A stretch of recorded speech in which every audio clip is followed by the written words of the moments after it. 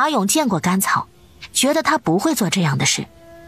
那甘家太不要脸了，我怎么能做这样的事呢？我就拒绝了他。他拿撞死威胁我，结果真的撞死了。甘家还一定要把他葬到我陈家的祖坟里，这不是脏了我们陈家的祖坟吗？结果他们秋水寨的人就去我们侧庄闹事去了，不曾想那贱人是装死的。听到贱人2个字，马勇挑眉看向陈大雷。这件事儿我真的是冤枉的，他们甘家下不了台，就拿他家3丫头说事儿，这还闹着把人给带走。你可咽得下这口气呀？自然是咽不下了，那贱人泼辣得很，动辄就打人，我身上这就是被他打的。我见不得有人这么霸道，回头你带宋长丽去秋水寨，一定要讨个公道。好，你去吧。马勇不耐烦地说。是。陈大雷点头哈腰地答应。钱大富带着陈大雷见了宋长丽，2个人有些臭味相投的样子，很快就称兄道弟，约定好时间才分开。回到住处，竟然是林喜梅开的门。今天怎么回来的这么早啊？林喜梅一脸娇媚地说。要说林喜梅去甘家讨不到一点好处，林家看她没用处了，名声也不好，干脆把她赶出了旧义庄。就在林喜梅无处可去的时候，遇到了陈大雷。2个人原本也是认识的，又有甘家这个共同的敌人，于是用骂甘家在床上建立起了情谊。有好事儿？你这死鬼，莫不是甘家答应给你钱了？甘家算什么呀？是马地主。马地主？马地主听说了我的事儿了，觉得甘家太霸道了，让宋哥带着我去甘家讨公道。那就没什么好处啊。妇人之见，我这就和马地主搭上关系了，以后还怕没好处吗？你以后发达了，可不要忘了我啊。怎么会呢？这次有马地主撑腰，我让甘家家破人亡。林喜梅听陈大雷这样说，眼底也全是怨毒。甘家竟然敢那样对他，他也要让甘家家破人亡。甘草嚼好了，就想去山里看看。草，赵氏背着一筐的鼻涕果来。你要这个做什么？甘草慌忙过去。吃的。你是不是有了呀？赵氏说着，把一筐鼻涕果倒到甘草一边的筐里。这个可是酸得很。这才多长时间啊？那说不定呢，我明天再去捡。好，我看后山靠近竹林那里也有很多。你去那儿做什么？怎么？甘草不解。哎呦，自从薛家那女儿在竹林里吊死，听人说那里闹鬼，没人敢去那里了。甘草好奇，听说是和一个外村的男子好上了，结果那人没娶她，她想不开就吊死了。赵氏啧啧惋惜。也没事。甘草干笑。哎呦，那里阴气重，听说闹鬼，你还是不要去了。啊，我得赶紧回家做饭了啊。好。看来每个村子都有这样的八卦。那岂不是说那片竹林很少有人去？可能有什么好东西。楚林寒看甘草站在那里一动不动，想他是不是被闹鬼的事吓到了。在想什么？楚林寒站在甘草的身后问。甘草转身震惊地看着林寒。你怎么不相信自己的医术？楚林寒看甘草震惊的样子，他刚开始说话还略微有些沙哑，但是他说话很慢，竟然有一种奇怪的好听。不是不相信自己的医术，只是没想到你声音会这么好听。我开始期待你长什么样了。那你现在在想什么？我记得那个薛念长得挺漂亮的。楚林寒无语了。甘草的想法从来不会让人失望。哎，对了，我们明天去那竹林吧。好。你就不问问我去干什么？你想去？楚凌寒觉得这个不需要问为什么。都能说话了还是惜字如金？我是想去看看是什么品种的竹子，能不能结竹黄、刮竹茹，说不定到时候还能吃竹笋。楚凌寒看着甘草，怎么觉得被他看到的东西不是食物就是药物？就这么决定了。唐枣，家里有老南瓜没有？有。我们做酸枣糕去。因为做这个酸枣糕，晚饭差点给耽误了。夫人，你去休息，剩下的我来。你弄完早点睡。甘草是真的不想弄。那枣核都给我留着。好。甘草到凌寒的房间，坐在椅子上。楚凌寒看了甘草一眼。注意仪态。一能开口说话就开始嫌弃我的仪态，你忘了我是干啥的吧？你家到底是做什么的？怎么会在意人的仪态？你不是江湖人士吗？江湖人士就可以不注重仪态了。不管是鲜衣怒马对酒当歌，还是白衣林士仗剑而行，都有自己的仪态。那他们打得累了也会躺在地上不动。楚凌寒看到甘草这样，反倒笑了起来。你笑我？凌寒收起笑意，想他怎么笑了。那我丑话说在前头，等酸枣糕做好了不让你吃。他说完披上鞋就出去。他没有去做酸枣糕，却在一边看着唐枣做，顺便和唐枣聊镇上的事。照你的意思，马弟主要是没儿子，以后的家产就是那个女婿的。而且他女儿马婷到现在也没生孩子。听人说当初马家和杨家因为祖坟闹成那样，就是有人说马家的祖坟是无根之花，看着绚丽，结不出果来。哼，有病治病，没病积德，他这标准话是做多了。有人偷偷这样说，可是马家还是越来越有钱。甘草知道马勇的手段，有钱是正常的。那马家就没想过换个女婿？马家那个女婿可是秀才，虽然2次落地了，但是有着秀才的身份，马家很多地不用纳税，自然不会换女婿。那马家就不怕那个男人在外面养个小的，回头生了自己的儿子，翻脸不认马家？这个还真不用担心，马婷是镇上出了名的贤惠，别说给宋秀才纳妾，听说还带他去偿还的楼子里见世面呢。唐枣说着有些不可思议。一个女人这样做只有一个原因。什么？根本就不喜欢那个男人。唐枣想想也是。可能是宋秀才对马家来说有用。估计宋秀才如今除了过得好一点，一点实际的好处都没捞到。因为做酸枣糕熬得有点晚，甘草不但没起床打拳，饭菜都摆好了他都没起床。楚凌寒吃过早饭，拎上砍刀看着甘草。干嘛？你昨天说想去刮竹茹。哦。甘草想起来了。奶奶，奶奶，你上午去哪了？进山了。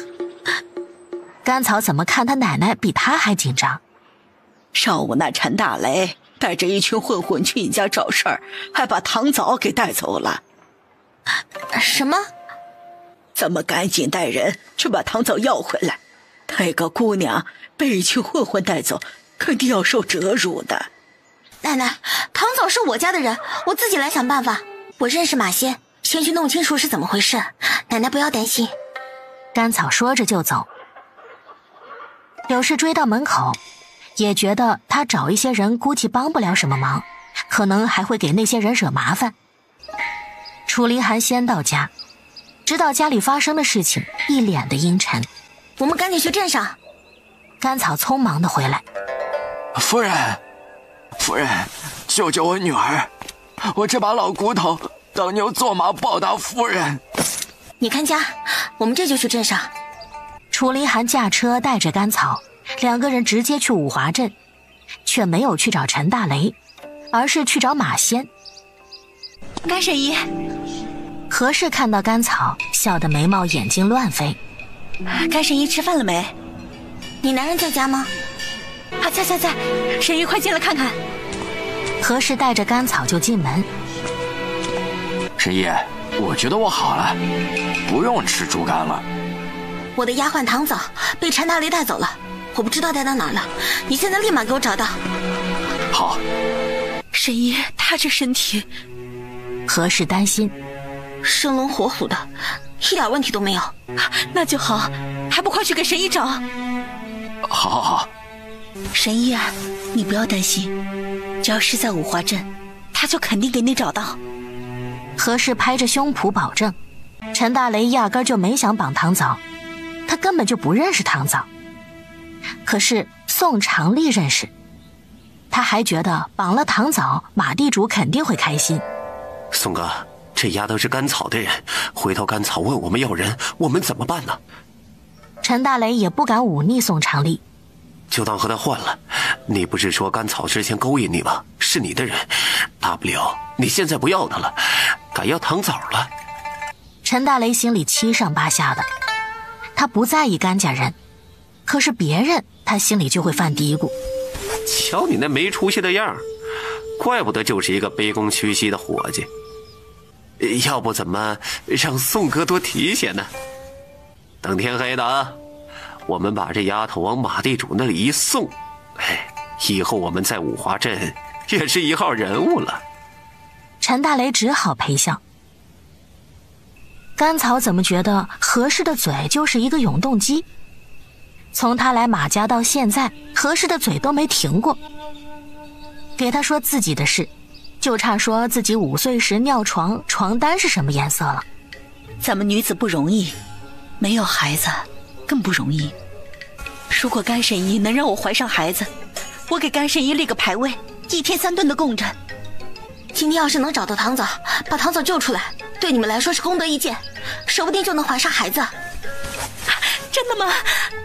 这神仙都是一年一禀报事情，做善事赐子这事儿总要有个过程。有甘神医这话，我就放心了。找到了！马仙气喘吁吁地从外面回来，被宋长丽那小子给抓回来，这会儿正往马家送。什么？你怎么不把人带回来？马仙表示自己只是找人，又没说把人带回来，一点小事都做不好。何氏说着，气势汹汹地往外走。娘子，等等我！马仙转身跟着。宋长丽往马家送人，自然要到天黑了，还得走后门。马家的人去禀报，他就美滋滋地等着马地主见他。宋长丽！何氏叫着就冲了过来。大嫂！宋长丽看到何氏，慌忙站好。我不是你大嫂，别叫我大嫂！我说你这小子能耐了啊！你敢抢人了，还往马叔家送？你经过你马哥同意了吗？甘草无语了，怎么觉得他们夫妻俩也做过这事儿？娘子，我不做这事儿。马仙小声说。我看你是不知道生你的是女人了。大嫂，宋长丽捂着脸不敢说。你还敢捂脸？何氏抽得更厉害。这个时候，马家的后门开了，钱大富带着4个护院从里面出来。钱管家。宋长丽像看到救星一样。怎么回事？在这里吵闹什么？甘草已经解开唐枣，带着唐枣站在一边，看着陈大雷偷偷地溜走。钱管家，莫非宋长丽抢卖妇女和你有关？你瞎说什么？我怎么知道？钱大富立马撇清关系。其实马勇也在院内，就是听到外面吵闹，马勇也没有出来。你不知道他怎么把人往这里送，送的还是唐枣。别人不知道，我可是清楚得很。马叔早就看上唐枣了。甘草想，何氏这股子泼辣劲儿，还就克马勇那种喜欢玩阴的人。他把事情挑明了，马勇就得去掩饰。钱大富看向宋长丽，你说是怎么回事？宋长丽没想到成了他的事。就是陈大雷，陈大雷哪儿去了？少扯一些乱七八糟的。你抓唐早和陈大雷什么关系？是陈大雷说他小姨子是他的，他要给抢回来。我们去的时候他小姨子不在了，我想都是女的，就把唐枣抓来给他了。宋长丽说着额头冒汗，撒谎也很累的，毕竟要做一整套的逻辑出来。谁知道那陈大雷是想拐卖良家妇女的，说卖到马老爷家之前，这就给送到这里来了。我们马家从来不要不是自愿的人，更不要偷抢来的人。钱大富说完，转身把大门给关上。你骗别人还行，想骗我没门儿。何氏用食指戳着宋长丽的头。那宋长丽就交给你们处理了。神医放心，我一定给你办得妥妥的。甘草看了一眼马家的后门，觉得马勇肯定就在院内，不过他没有深究，带着唐枣离开。黑夜里，马勇的眼底都是阴狠。老爷，一会儿把马仙叫来。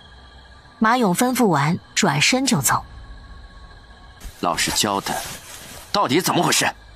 我就是想马老爷想要糖枣，把糖枣给他送去，能赚点银子花。我说的是干神医的事。马仙生气。宋长丽知道马仙一生气后果很严重，立马竹筒倒豆子一般把这件事说了。你先滚回你们村里去，再让我在镇上见到你，看我怎么收拾你。好，谢谢马哥。宋长丽屁滚尿流地跑了。这宋长丽是想取代你？何氏看着马仙，还有那个心没那个胆。马仙一脸凝重。娘子，咱们真的要帮干神医啊？帮，当然要帮。你说说这五华镇还有谁能让咱们有孩子？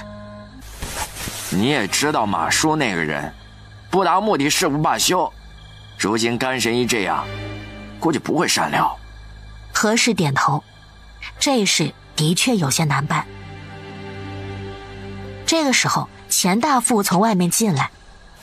马兄弟，我家老爷请马兄弟过去一趟。哎呦，马叔可算是想起我们小夫妻了。钱管家先回去，我们收拾一下就去。那你们可快点，时间可不早了。钱大富说完就走。你受伤那会儿，秋水寨李征一来，咱们李镇带着孙文建安去衙门，害得你只能在家里等死。马叔向来做事周到，怎么可能想不到这一点？再说了，孙文建犯了多大的事儿，也都要问上一问。李正不问就往衙门送，本来就不正常。咱马叔家家大业大，心眼也多，咱们跟着他混口饭吃，可不能被他吃了还要给他数钱。今天这事儿啊，他估计也不会明说，就是问问你的身体，让你多养养，没事不要出去，都是一些暗示，你敷衍一下就过去了，不要像以前那样拍着胸脯什么都保证。马仙都一一点头。那以后怎么办？你放心，我一会儿跟你一起去。甘草带着糖枣回家。夫人，是我拖累你了，不如你把我卖到别处吧。糖枣下了很大的决心才这样说。马勇针对的本来就是我，你放心，我来想办法。可是糖枣担心。没事。楚凌寒在外面听着他们对话，有些懊恼。要不是他现在的处境也很危险，这件事对他来说是小事。马仙和何氏到马地主家，钱大富带着马仙去见老爷，何氏去找马婷了。他和马婷年龄相仿，向来会逗马婷开心。平时马仙不过来，他也会过来找马婷玩。何姐姐总算是想起我来了，这都多长时间没来找我玩了？姑爷不在。何氏左右看看。又读书呢？读书是好事儿，回头高中了，你就是官爷夫人了。就他那样，离开我马家连吃喝都是问题。宋旦听说有客人来，就就过来看看。走到门口，听到马婷这样说，就站住了。你是个有福气的，怎么能这么说？我的福气是自己的，可不是靠他当什么官爷夫人。马婷更加不屑。不说这个，你最近可找到什么方子了？何氏压低声音。两个人都没有子嗣，说的方子自然是求子的方子。这五华镇一带的方子都被我们搜罗遍了，不如我们去长环找找。听说长环来了个官家小姐，和宫里有关系，说不定有什么宫廷秘方。可那官家小姐多大啊？何氏担心。说是一个未出阁的小姐，我们去问这个不合适。马婷倒没想这么多。我花些银子打听打听，到时候咱们一起去。这要花不少银子吧？你知道不知道咱们这里出了个女神医？不知道。先前我家那口子都快没命了，他几根银针下去，我家那口子就变得生龙活虎的，而且还不用吃药，吃了几天的猪肝，身体比以前还好了呢。何氏最后一句话说的意味难明。马婷扑哧笑了起来。当真这么厉害，被何姐姐说成神仙了。是不是神仙我不知道，但是医术是真厉害。我找他看了，他说我身体没问题，可能就是缘分没到。那姐姐带我去看看。马婷来精神了。好啊。何氏点头。女人见面有说不完的话。那边马仙等久了，央人来叫，何氏才依依不舍地离开。马婷把何氏送到门口，约好了明天一起去。等马家的门关上，马仙才紧张地小声问：你和小姐约了什么？找干神医看病。马仙愣了一下。你这是？干神医的医术出神入化，到时候要是让马婷怀上孩子，他肯定会护着干神医。何氏来的时候就打好了算盘。还是娘子想得周到。马婷送何氏离开，回到房间，看宋旦站在屋子里，阴沉地看着他。怎么？马婷不屑地看了宋旦一眼。今天伺候你的丫鬟不满意？我一直以为你是大度，原来你根本看不起我。我是大度也好，看不起你也好，有区别吗？事实上就是这些年你住在我们马家，吃我们的，喝我们的，连女人都是我给你的。你……宋旦恼怒。行了，听到我和何姐姐说话了，那就认清楚自己的身份，别在外面丢人。宋旦被气得差点吐血。这些年你们马家的地挂在我的名下，省了多少赋税了？知道自己有什么用就好，不要有别的非分之想。好，我宋旦从今天开始不住你们马家了。他说完就走。马婷嗤笑了一下，没搭理他。宋旦走到门口，没听到马婷叫他，恼怒地说：我去找岳父理论。他说着就换了方向。甘草回到家里，看院子里放了2头野猪。枣儿，爹，我没事，老爷和夫人在呢。老爷夫人，这是太夫人那边送来的。上次那一只还剩很多，送回去一只，我们留一只就好。楚凌寒点头。2个人把野猪送回去了一只。杜氏他们推搡了一会儿，还是收下了。糖枣找回来了？找回来了，马仙帮着找的，差点就被宋长丽送到马家了。听到马家，柳氏眼底都是阴沉。奶奶你放心，马家做了那么多坏事，肯定有过线的，马脚肯定多，到时候我们自有办法收拾他。咱们庄稼人就和地里的庄稼一样，不是一朝一夕就能有收成，家里要想有余粮，要积累好几年。甘草点头。不过他知道他等不了好几年，所以他得做点别的。今天事情多，甘草回家给林寒擦药的时候，困得差点趴在林寒的背上。太困。谁让你早上叫我？甘草记仇。楚林寒想，是时间太晚了。你一个人睡厢房，若是被人知道了，要说你是非。你现在都知道会被人说是非了。你放心，等到我们成亲1个多月的时候，我就会暗示别人我有身孕了，到时候我们分开住就很正常。甘草这样说，楚林寒沉默了。好了，甘草盖上罐子。我再给你行针，以免这2天会痒得厉害。这蛇毒啊，得省着点用，不然到时候就不够用了。到时候，楚林寒不理解，给你解毒的时候也要用。那可以再抓一条。再抓一条？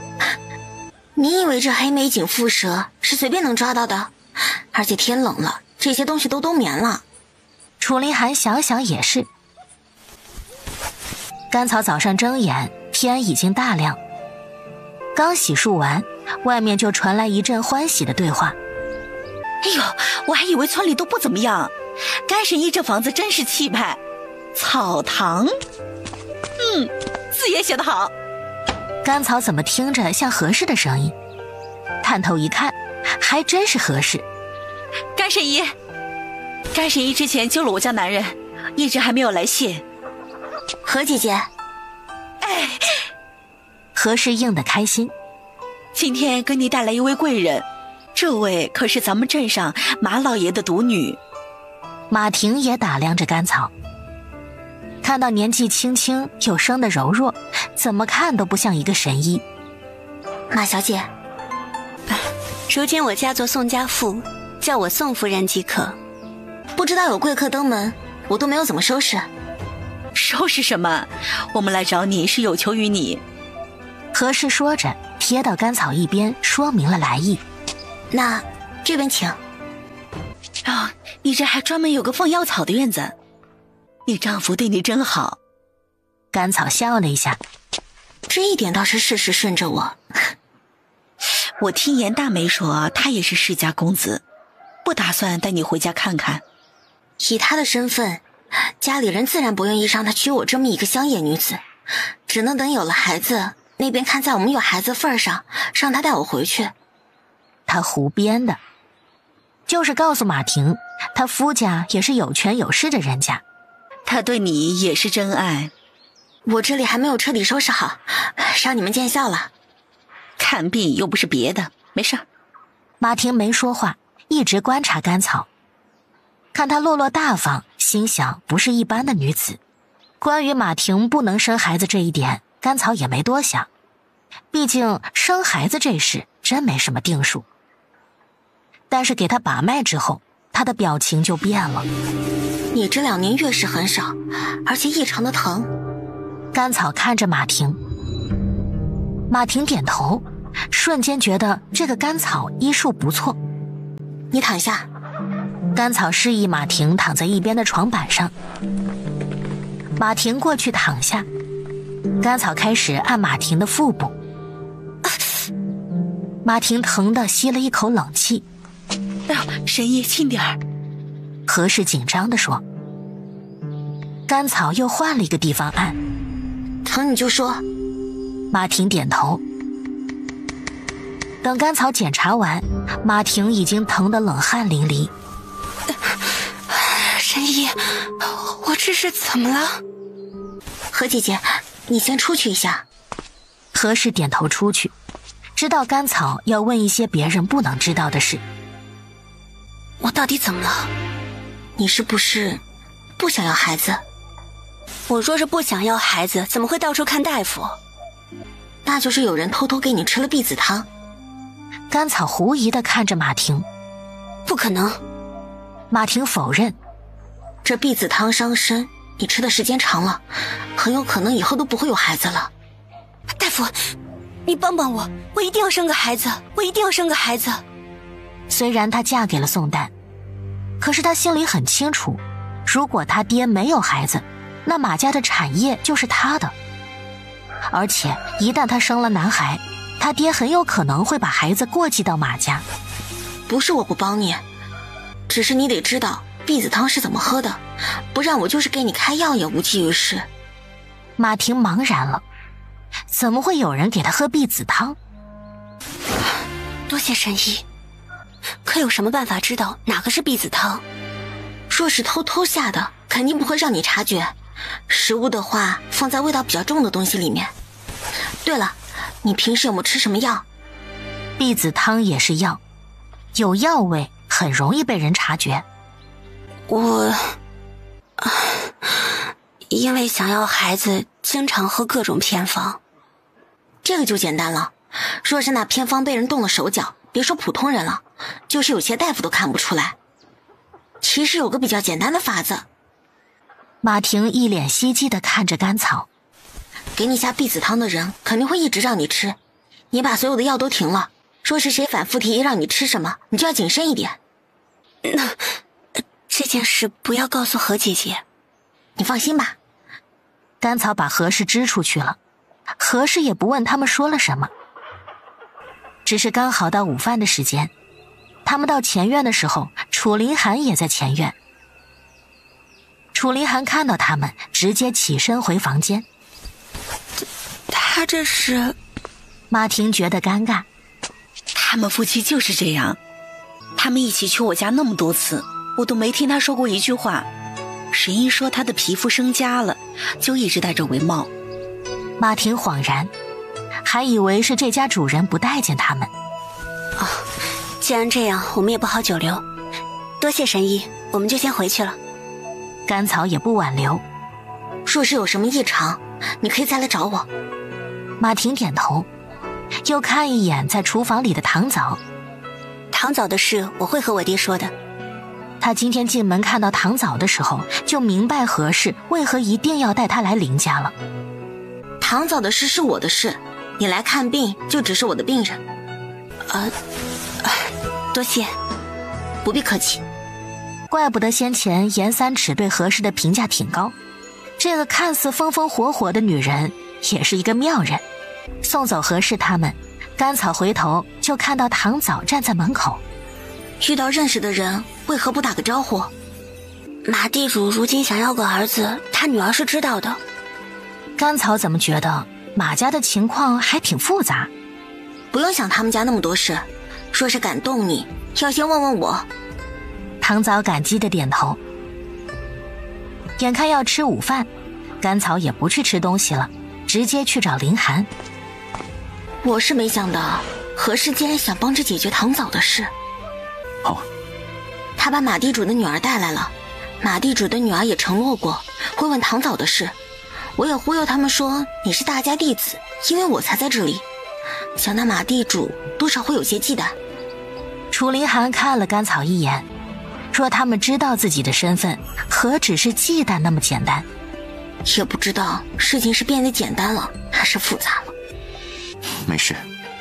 楚林寒想，再复杂能怎么样？我也觉得没事。马婷回家就去找他爹。以前的堂叔在的时候，一个人把账目理得清清楚楚的。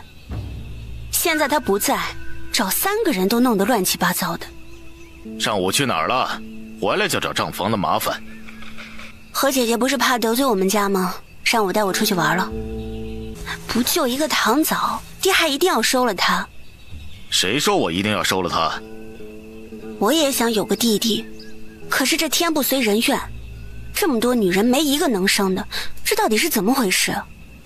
马勇的脸色有些黑，再好的地没种也不行，他也怀疑过是自己不行。给你找的偏方你好好吃着，有孩子只是早晚的事。糖枣的事就算了，以前我还带着他玩，若真出现在爹的后院里，挺尴尬的。他说完就走。马勇现在在意的是糖枣吗？他要的是甘草。这前前后后的，甘家还真的和他不对付。陈大雷提心吊胆了2天，看没人找他，他才松了一口气。你说你不去做事，家里1文钱都没有了。去做一个伙计，1个月也就300钱，能做什么呀？那马地主那边呢？我肯定是被那个宋长丽给骗了。不行，我得把这件事情做成了。那你赶紧去啊！陈大雷想到被甘草打，身上就疼，不敢一个人去。我再想想啊。再想，咱们俩就只能喝西北风了。要不你回家拿点钱。别烦我。拿点吃的也行。你从甘家拿了那么多银子，怎么一个子儿都不舍得拿出来？你个大男人，难不成还想让我养活？那你是我什么人呢？你要我养活？我随便跟个男人都比跟着你过得好。行，你爱跟着谁就跟着谁。你这个没良心的！哭丧呢你啊！林喜梅被吓得不敢哭。哎呀，这钱怎么这么难赚呢？倒是有来钱快的。什么？我听说镇上的魏家要给他儿子配阴婚，出20两银子。魏家？就那个收蛇的魏家？可不是嘛！听说前段时间镇上来了贵人，他们家那些东西啊卖了不少钱，如今张罗着给他儿子配阴婚。他儿子死了好多年了。陈大雷觉得这件事不靠谱，所以听人说只要是女子的骨骸就行了。你说这又不是杀人放火的，主要是找来一副女子骨骸就行了。如果能找到那种不能葬入祖坟的孤魂野鬼，那还是做善事了。这么说来，你是知道有这样的骨骸了？我当然知道了。要不怎么说你忘我呢？这事要是成了，我风风光光的给你娶回陈家。陈大雷压根儿就没想娶林喜梅，他要娶也是娶一个黄花大闺女。林喜梅这样的货色娶回去丢死个人。这可是你说的。秋水寨有个叫薛念的，先前被人抛弃，想不开自杀了，就埋在秋水寨后山的竹林里。刚好我知道埋在哪儿。陈大雷想，怎么又是秋水寨？和甘家有关系没啊？甘家又是甘家，你说你是不是还想着甘家呢？你说你是不是还想着甘云呢？怎么会呢？我现在眼里心里呀都是你。那甘草呢？如今他跟了陈大雷，便觉得甘草也是和他抢男人的。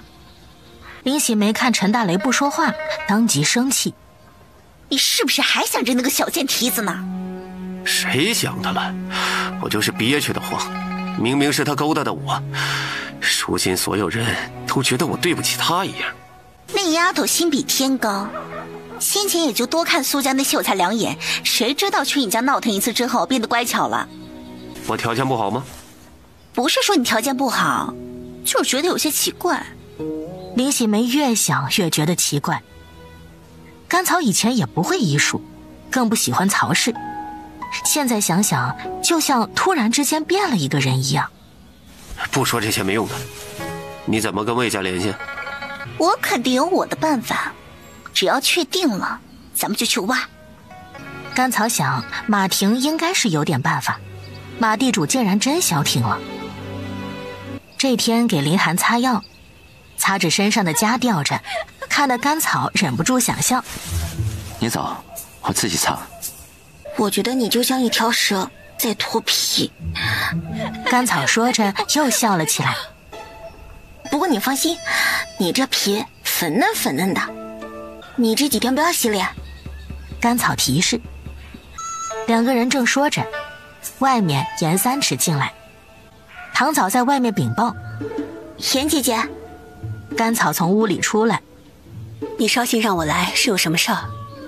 给你看样东西，严姐姐试试。这么好的面糕，你做的？这些劳烦严姐姐送到长华那咸雅阁，到时候我们分钱。严三尺看着那些瓶子。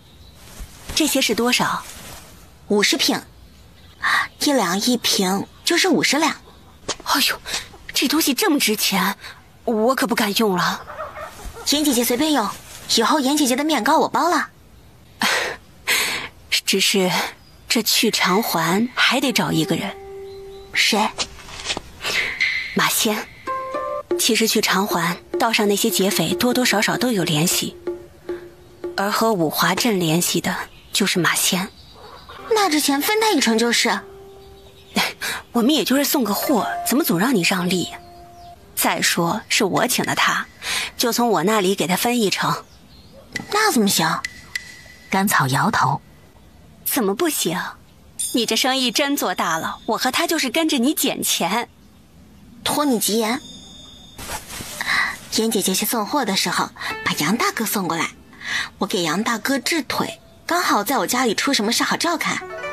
严三尺听甘草这样说，眼眶有些湿。好，和严三尺商量了这件事，让他赶着马车回去了。林寒也喜欢吃竹果，一旦开始给杨大哥治腿，估计好几天不能出门。想着他就直接去竹林那里了。这里几乎没人来，只有风吹过竹林沙沙的声音。甘草径直去有竹果的地方，摘了一会儿，突然听到有掘地的声音。他皱眉左右看了看，这里很少有人来，怎么会有掘地的声音？而且这个时候也没有笋，掘什么？想了一下，甘草循着声音过去，还闻到了烧香烛的味道。这薛家也是舍得花钱，把木打得这么结实。说不定里面还有好东西。陈大雷一想也是，于是挖得更卖力。陈大雷、林喜梅，甘草想，他们两个怎么到一起了？甘草走了过去，看到一个挖开的坟墓，突然想起来，薛大伯说他女儿就葬在这里。草儿，魏县好歹也是你二嫂，你不会告诉别人吧？他们两个这是在盗墓？说，我们也是好心呢，他孤苦伶仃的埋在这里，只能做一个游魂怨鬼，给他找个地方埋了，还能受点香火。即便是阴婚，也是两家人商议之后决定的。你们这是在偷挖尸体。配阴婚？甘草瞬间明白是怎么回事。但凡和人沾边的事，你们是一点不做。我们也是好心。那就让薛大伯来说，你们是不是好心？草儿，你就放过二嫂吧。你回去叫人。甘草二话不说，直接离开。甘草一走，楚林寒盯着陈大雷和林喜梅。算起来咱们也是挑担的，只要你放我走，我以后当牛做马的报答你。楚林寒不搭理他们，就那样站着。我以前是草的二嫂，但是有些话我不得不说，你肯定是被草骗了，他之前就勾引他姐夫。对，我有责任，你就能把他给休了。这样的脑子就不要当坏人了。两个人一言一语把甘草说的水性杨花，朝三暮四。很快薛家人就来了，看到薛念的坟墓被挖，也都愤怒不已，又把陈大雷和林喜梅打了一顿。那我们就走了。这次多谢你们了。应该的。晚上甘草在配药，薛南风突然来找他。忙着呢。薛大伯有什么事？薛大伯里面坐。甘草把他带到屋子里。草儿啊，这件事你能不能不和别人说啊？薛大伯放心，我不会说的。那怎么处理那两个人？我是这样想的，妮妮二姐啊，一个人在那里孤苦伶仃的，以后我和他娘没了，都没人记得他。要是葬入魏家祖坟，以后也有点香火。甘草无语了。意思是他们家想让薛念和魏家配阴婚。至于那两个人，你们也打过了，也算是给过教训。薛南风越说声音越小。至于魏家出的钱，现在算薛念的聘礼都给了薛家，现在竟然有点皆大欢喜的样子。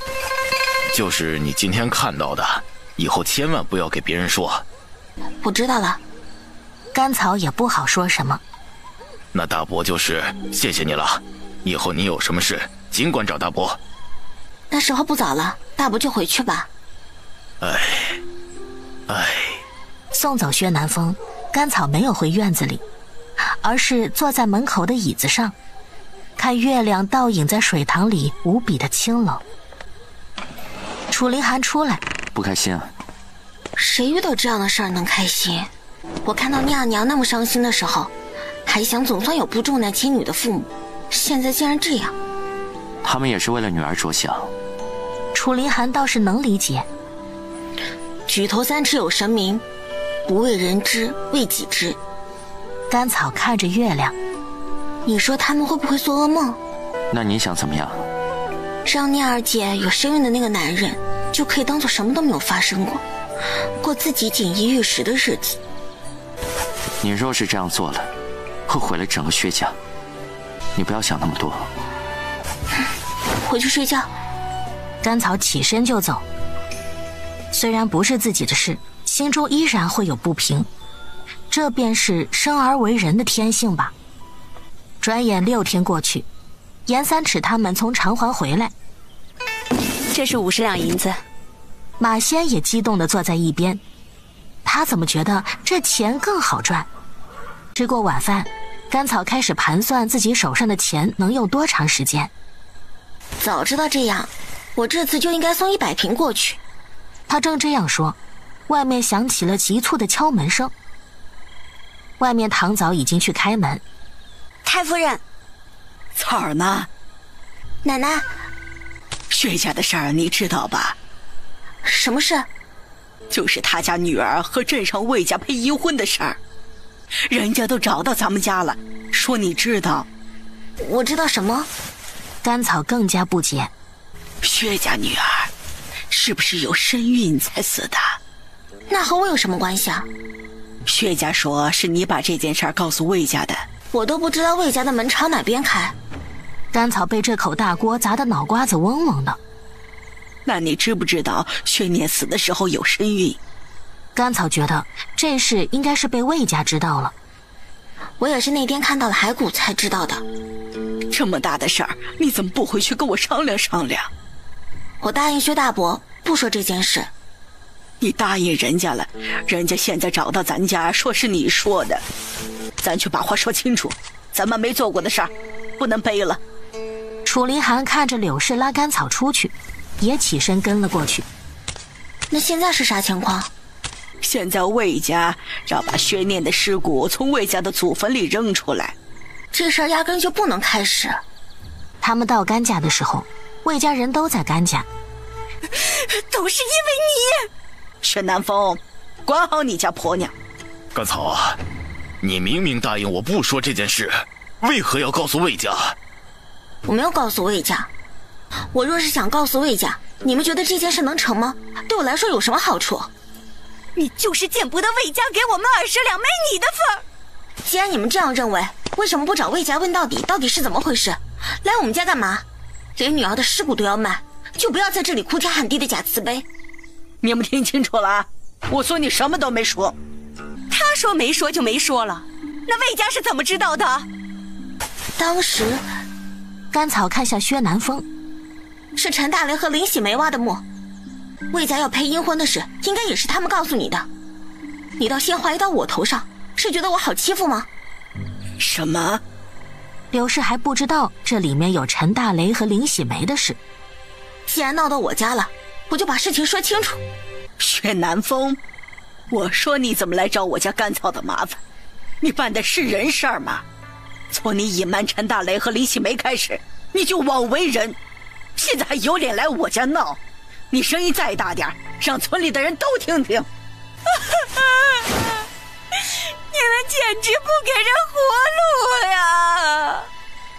我女儿本来就是不能入祖坟的孤魂野鬼，没有香火，做鬼都可怜，你们怎么就不放过她啊？你给我闭嘴！你们到底是怎么有脸说出这样的话的？她被男人负了，你们不敢为她讨公道。她有身孕，为了孩子都会苟活，为何还是走上了绝路？你们薛家既然心疼她，让她入薛家祖坟即可。你们怕被人笑话，说有违祖训，就把她一个人埋在竹林里。如今她尸骨被人盗挖，你们是怎么做的？放走盗挖尸体的人，直接把女儿的尸骨送去配阴婚，还冠冕堂皇地说为了她能享受香火，现在又来我家闹。不过是要找个人，把责任都推到他身上，就显得自己多无辜，自己可以对得起所有人了。我告诉你们，这一切孽都是你们自己做的，做到现在你们都不敢让别人知道。你这样的女人谁敢娶？我。楚凌寒说着从外面进来，众人都看向楚凌寒，还是第一次听到他说话。我夫人说的有什么不对？如此明辨是非讲曲直的夫人，能娶到她是我的福分。已经嫁人了，而且嫁得很好，就不劳你们操心。既然都说清楚了，你们不用在我们家待着，以后有头疼脑热都可以找我。薛家却没有回甘草，灰溜溜地走了。你进来。甘草看了凌寒一眼，这才跟着他奶奶进了屋。你说说你这个丫头，你二娘好歹是你长辈，你怎么能那么呵斥她呢？柳氏压低声音装作生气。当时我就说把陈大雷和林喜梅交给村里处置，他们家怕丢人，如今又找我的事，我能不生气吗？一个个说的有多宝贝，因为女儿都精神失常了，结果20两就把女儿的尸骨给卖了。你可知道薛家偷偷把女儿埋在竹林，要是让村里人知道了，肯定会找他们的事儿，他们才不敢说。柳氏觉得她孙女如今懂事是懂事，可是有些人情世故实在是太不懂。赵奶奶这样说，未婚的女子就没地方埋了。好一点的人家呀，给送到乱葬岗，好歹掩埋一下尸体。条件差的，过一张席往深山里一丢就过去了。那条件再好一点的人家呢？再好一点的人家呢，虽然不能葬入祖坟，也会给找个风水好的地方下葬，在寺庙里供牌位，点长明灯。唉，柳氏说着叹气。甘草这才知道哪儿是什么固定的规矩，不过是穷闹的。祖孙两个说了一会儿话才出来，楚凌寒还在门口那里站着。你们快些回去吧，女婿在这里站了很久了。那我们先回去了。杜氏看着他们离开，回头就去找他娘。娘，我看这草的夫婿好像不怎么待见我们家人呢。只要他对草好就行。你听他今天说的话，有几个男人会那么说呀？再说草成亲之后不停地往家里拿东西，可见他对草儿有多纵容。杜氏想想也是，出嫁的女儿往娘家拿点针线都要和婆婆说说，更不要说什么都往家里拿。他可能只是不知道怎么跟我们相处，以后他不愿意说话就随他。好。杜氏点头。花钱如流水。这些到底是什么东西啊？让你花这么大的价钱？你看，这么红，染布的，做口织的。哦，怪不得呢。两个人正说着，何氏和马婷从外面进来。哟，严大妹也在这里啊？啊，你们怎么来了？自然是来找甘神医的。神医，我的月事没来。啊？甘草小，不会这么快。我看看。何氏抬手。身体无碍，只是时间尚短，不太确定，你自己注意点。好，好。何氏就是认定自己肯定是怀上了。神医，严姐姐先陪何姐姐一会儿，我去给马小姐检查一下。甘草说着就去一边的院子。严三池也不问这些事情，陪着何氏聊天。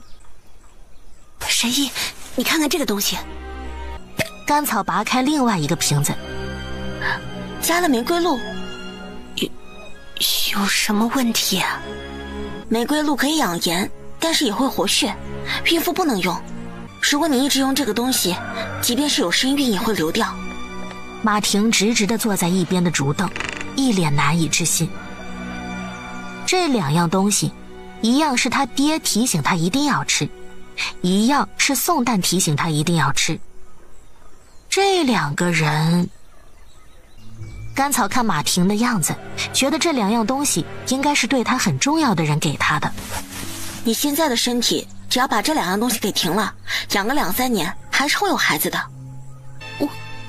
我不明白。我只能看病。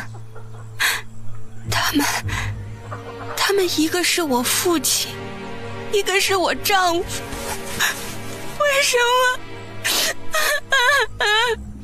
那边聊天的严三尺和何氏听到这声音，齐齐地看了过去，好像没听到一样，继续聊自己的天。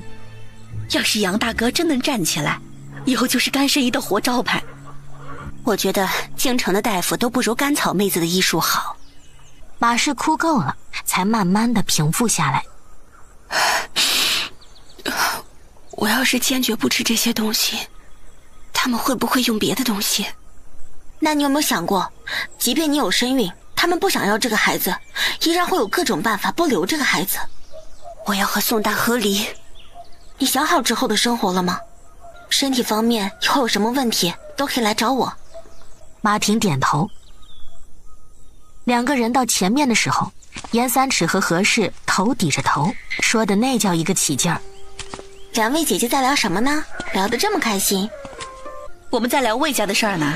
前段时间大张旗鼓给自己亡故的儿子配阴婚，结果找了一个死的时候有身孕的，你说晦气不晦气？这有什么晦气的？就是活人成亲，也有可能遇到寡妇带个孩子的。话是这样说没错，但是好像觉得有什么不对。那魏家仗着手里有几个臭钱，可不像甘神医这么大度。要说那女子也是不检点，没有出嫁就有了身孕，得亏的死了，活着也是被人用唾沫星淹死。为什么你们都不谴责让女子怀孕的男人呢？怎么一说贞洁的事，就都是女人的事？严三尺和何氏对视了一下，然后看向马婷，3个人都愣住了。如果连我们女人都这样认为，那男人会更肆意觉得这些是理所应当的。操，你这话可不能在别人面前说，会说你大逆不道。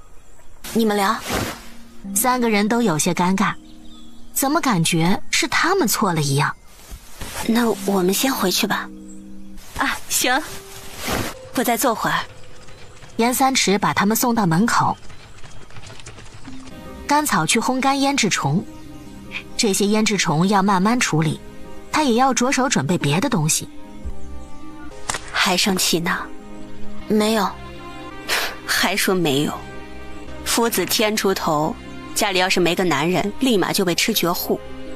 哎，你是不知道一个女人有多不容易。我们家你杨大哥还活着，别人也不敢怎么样，要不然别说马地主，就是杨家别人也都盯着我们镇子上那个宅院。甘草依然没有说话，他觉得这样不对。算了，以后你就知道了。严三尺觉得甘草不想听他说。楚凌寒的皮肤已经彻底好了，早上还起床照着甘草练的太极拳练了2套。甘草起床看到凌寒在练太极拳。你什么时候学会的？看你练的时候。练的时候感觉身体怎么样？还好。楚凌寒没具体说。我看看。甘草过去掀开凌寒的袖子，看他手腕的肌肤。下个月开始要育。楚凌寒点头。甘草又开始做面糕，现在这面糕是他最直接的经济来源，只是不知道贤雅阁的面糕卖得怎么样。另外他开始买蜂蜡，但是一般人不留那东西，竟然没收到。我知道后山什么地方有蜂蜜。你怎么不早说？大不大？挺大的。楚凌寒点头。行，回头我们去割一下回来。甘草美滋滋地说。结果下午就下雨了，秋雨一来就感觉特别冷。甘草和严三尺他们围着火盆聊天。你男人不来？他不合群又不是1天2天了。你倒是心大。若是换成别人，定然觉得自己的夫婿心里没自己。心里有没有一个人还可以这样看？算了，你这丫头向来和别人的想法不同。严三尺不说这件事了。几个人聊着，外面有人敲门，甘荣穿着蓑衣来了。草儿，奶奶叫你回去一下。哦。楚凌寒顺着窗户看甘草出去，自己没有跟过去。从那天开始，甘草对他表面上和以前没什么差别，但是还是感觉有些不同。因为下雨，甘家人也都在家。大哥说四哥来信了。你把钱给你四哥买房子了？四哥在长环有个落脚的地方多好，而且以后可以把租房子的钱省下来。以四哥的眼光，以后要是把房子卖了，说不定还能赚点。你这丫头心怎么这么大？别人手里有点钱抠都抠不出来，你还这样给？林寒知道吗？知道，我们一起去给的。柳氏这才放心。这账我让你四哥记着，回头要跟你算清楚。甘草憨笑，他没在意这件事。你四哥信里说他同窗想买你给他做的貂油，问你什么想法？好啊，能赚钱的事为什么不做？只是你要明白一点，你有这本事，得会护着这本事才行。奶奶放心，我有很多本事。甘草笑得开心。看到甘草这样，柳氏就放心了。可惜去长环路上不少的劫匪，回头要是出点事儿，也是大麻烦呀。我让严姐姐和马仙去，严姐姐说那些劫匪多少会给马仙一点面子。这几天因为收胭脂虫的事，甘草觉得自己也得考虑找一些护院之类的人，回头也好办事。那个马仙现在还很听你的话吗？他媳妇儿总是来找我玩，不过四哥还是得以学业为重，这件事回头我来看看怎么做。咱们在长环也不认识人，这个没事儿。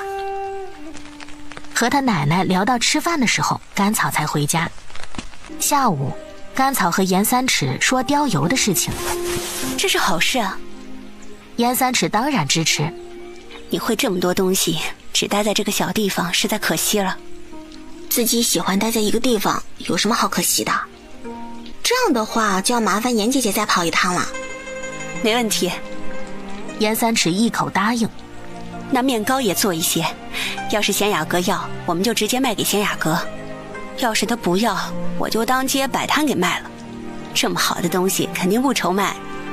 不用，我和贤雅阁的老板娘有约定，在长环只卖给他。你怎么和他做这样的约定啊？严三尺觉得甘草傻，甘草当时只是想着比较省事。这雨下了3天，到了第3天的时候，甘草就差把袄穿出来了，而且雨停之后天变凉了。楚凌寒走在前面，甘草跟在他后面，2个人一前一后的进山去割蜂蜜。哟，草，哪割了这么多蜜呀？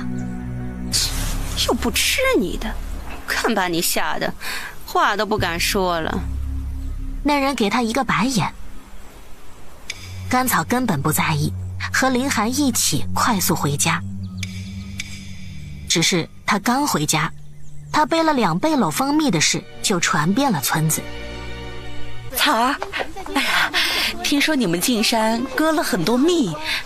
苗氏笑着说：“你来喜哥的身体你也知道，得喝点蜂蜜水补补。”是啊是啊，我家那口子就好一口甜的。我儿子哭着吃糖，已经哭了很长时间了。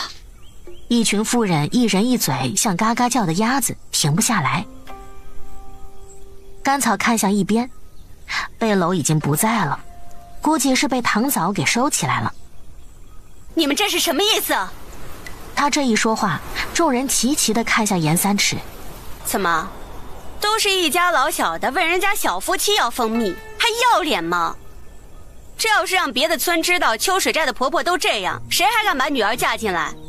严三尺最会拿捏这种事情。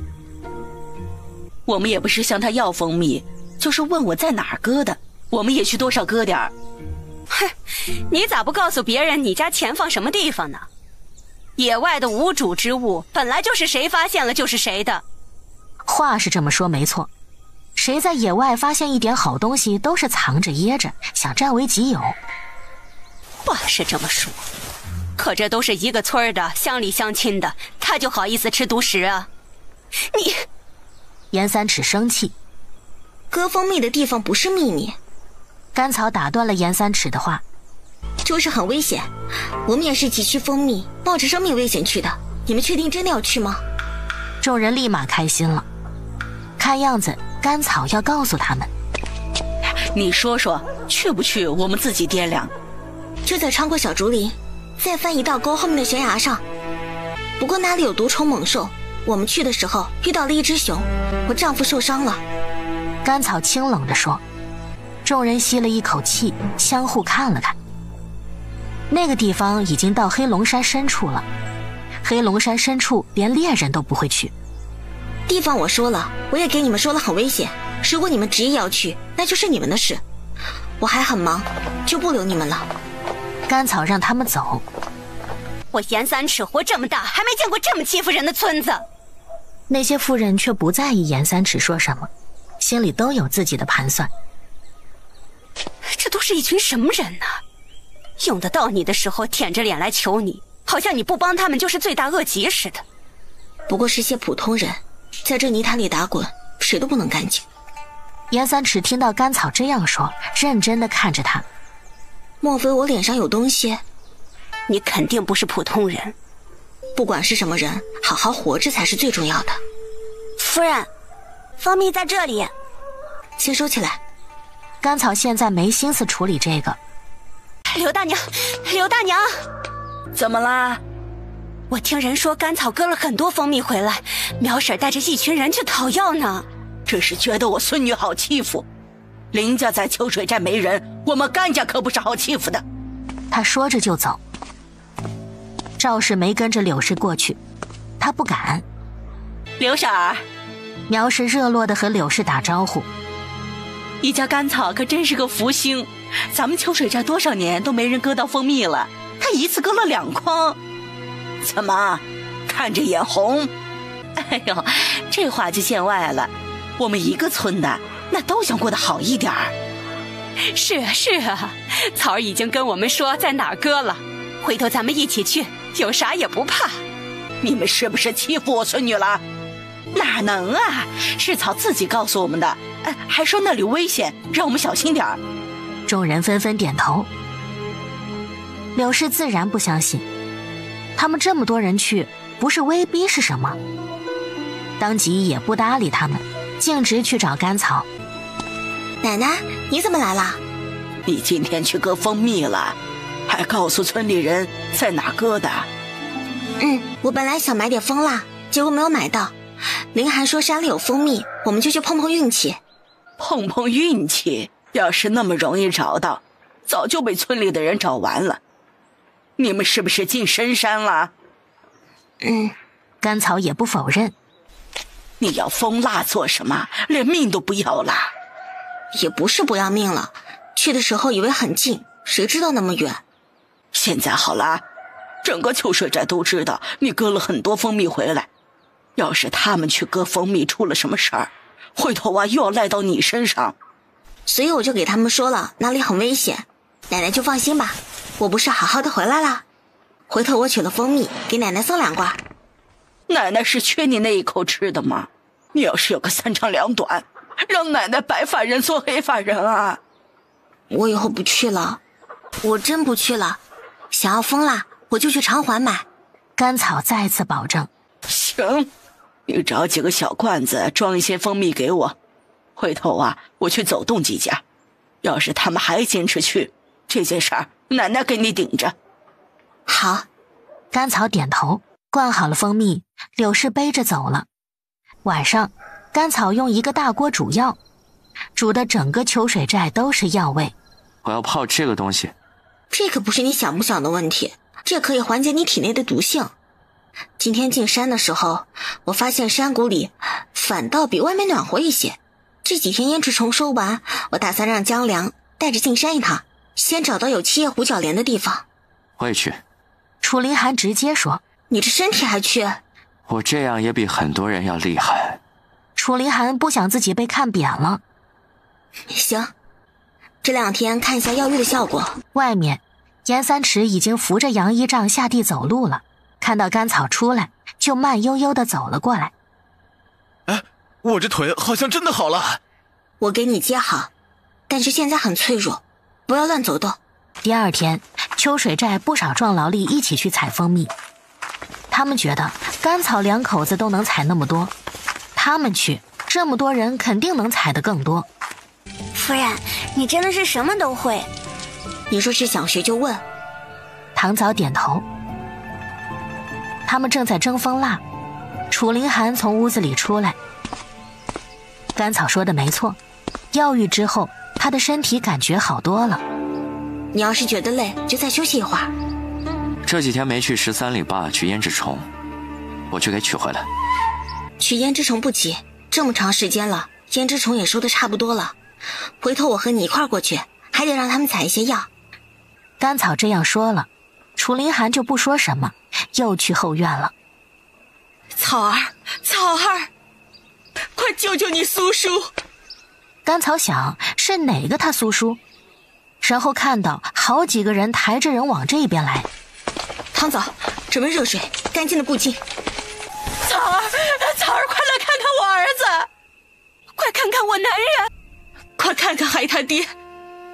楚凌寒从家里出来，直接挡在甘草面前。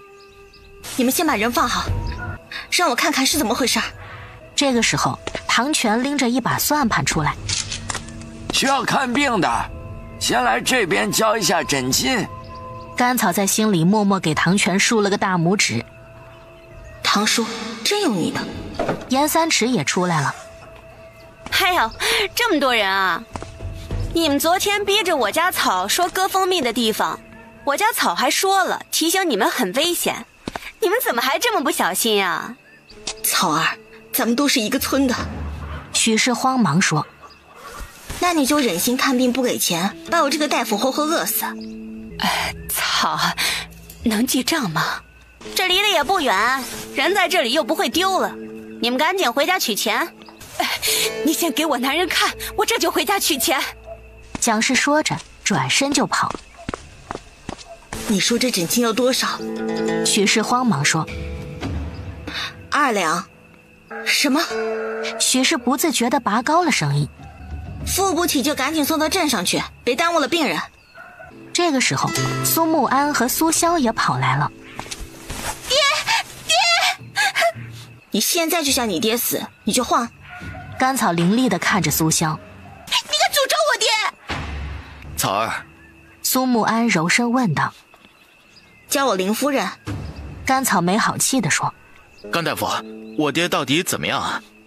摔伤和踩踏都不严重，严重的是风毒，如果不及时治疗，会造成脏器衰竭而死。哥，都怪李小翠，要不是她找我，爹也不会去割蜂蜜，得让他家赔咱们钱。周围的人听到苏潇这样说，当即也觉得这件事怪李正，是李正找他们去割蜜的。怎么都怪我家小翠了？是你们想要蜂蜜，我们又没逼着你们去。李小翠尴尬地想拉着他娘。你拉我做什么？这事咱们一定要说清楚，不然别人还以为我们李家故意的。你们李家不是故意的，为什么一家一家去说呀？一边的人忍不住了。就是甘家已经给我们说过了，太危险，要不是李正亲自去说，我肯定不去。你们赶紧决定治不治，不要耽搁时间。2两银子你怎么不去抢？那就当我抢银子顺便救他一命。许氏当即愣住了，自己被架在那里，不知道说什么。这苏木安直接说：去唐叔那里付一下诊金。我这就回去取。苏木安转身就走。甘草忙了1个多时辰，中午吃了几口东西，这会儿又饿了。夫人，你快吃饭。苏木安听到他们对话，走向门口，看向甘草。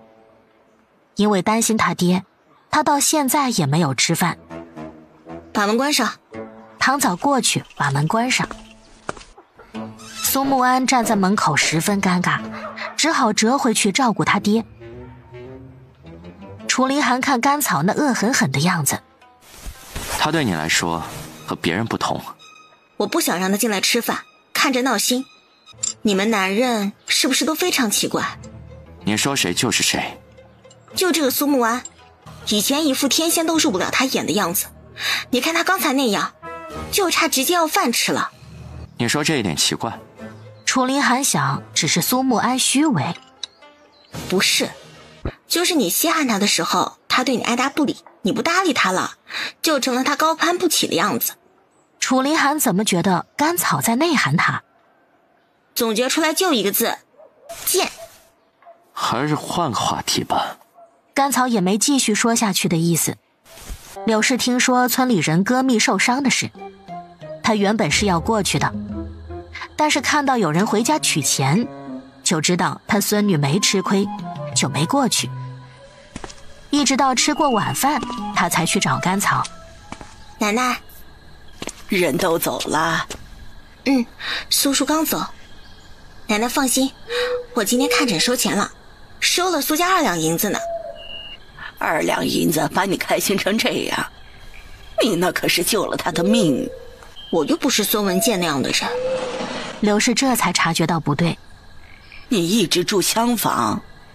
不是，这个月月事没来，可能是有了，就分开睡。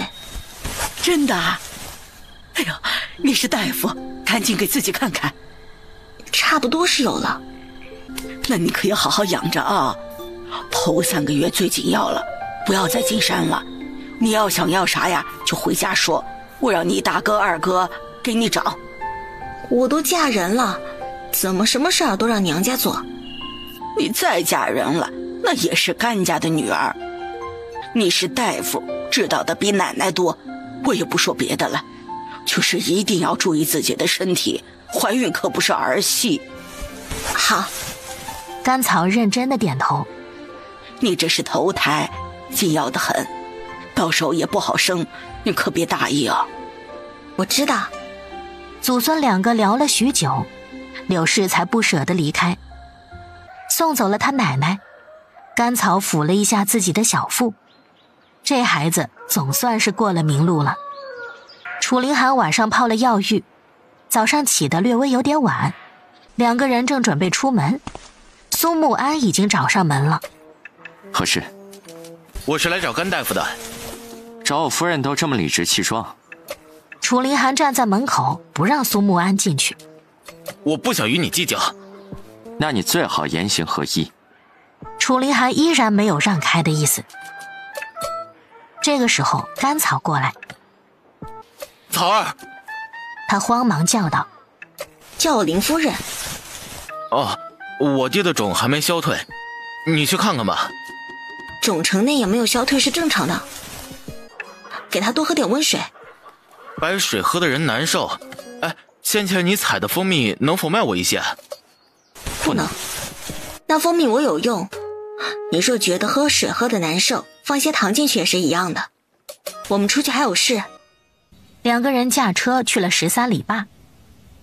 甘草回到秋水寨的时候，天又彻底黑了。谁家的马车？夫人，老爷。唐早看他们回来，慌忙跑了过来。这谁家的马车？从长环来了个小姐，说是找小姐的。小姐？甘草第一个想到了袁小姐，他看了林寒一眼，觉得可能是找林寒的。不是找我的，我就不出面了。甘草一脸狐疑地进了院子。哎呀，你可算回来了。你怎么找来了？你忘了，你4哥和我堂哥都在长环书院。袁小姐有什么事吗？一个贤雅阁的面糕出问题了。不可能。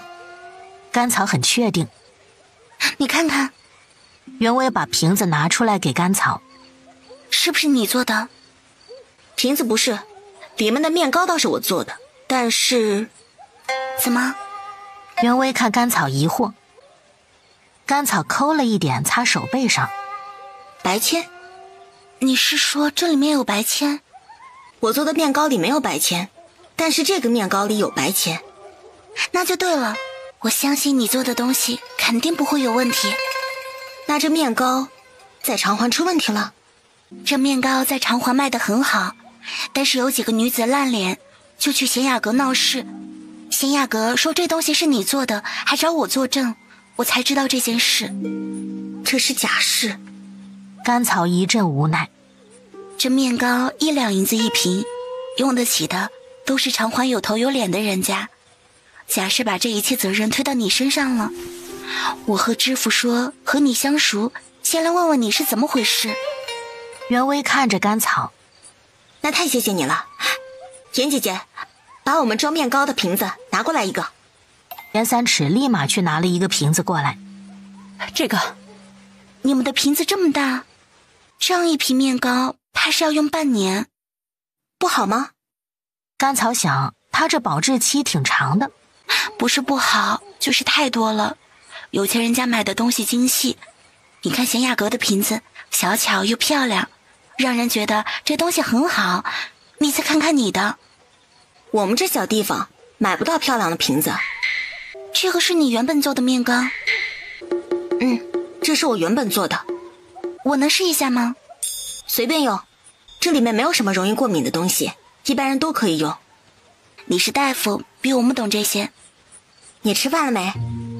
还没，本想着你再不回来，我们就先去镇上。那我让糖枣做饭，你吃了饭再走。好。让糖枣去做饭。袁薇和甘草说这件事。你放心，只要这件事情不是你做的，知府那边我会说清楚。只是你还要和贾氏继续合作。袁薇看着甘草，如今我也不能自己去开店。甘草无奈地说。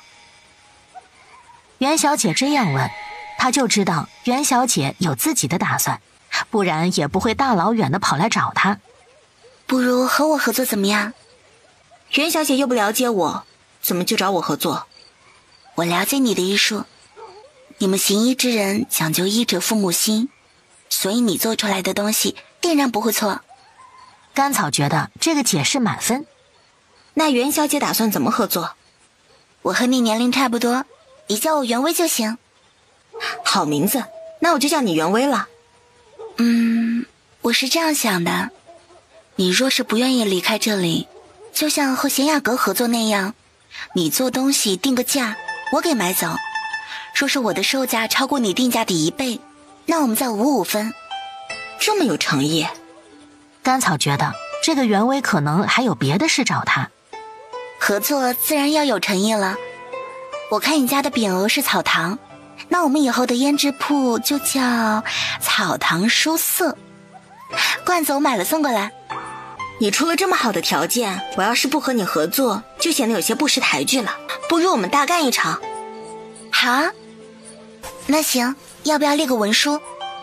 这样我们各自写一个，明天看看对方写的，然后再合计出来一个，弄出个章程，以免以后说不清楚。好。两人刚说完，糖枣就来说开饭了。李相公呢？不用管他。甘草没有解释。送走袁薇已经是深夜。甘草一回头就看见林寒在那里。你吓死我了。你想和他交好？今天江伯说的挺对的，只有是我自己的地，我能收到的胭脂成才稳定。现在咱家几乎没钱了，若是不尽快找个人合作，我们家就断顿了。听到甘草这样说，楚林寒就不说话了。你不想我跟他合作？一旦和权贵牵扯到一起，就会有很多身不由己。你怎么知道他是权贵？你不会认识他吧？楚林寒没有回答。第二天吃过早饭，袁薇就带人来了。甘草，你这么早就来了？我的章程还没有开始写。没事，我们慢慢写。甘草带着袁薇到堂屋，甘草看着袁薇写的章程，关于分利和经营方面写得很清楚。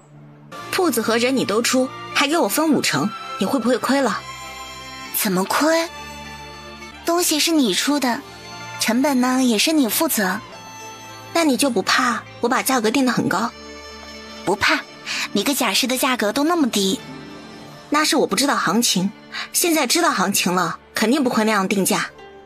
长环只是个小地方，你是不知道女子为了美会做什么。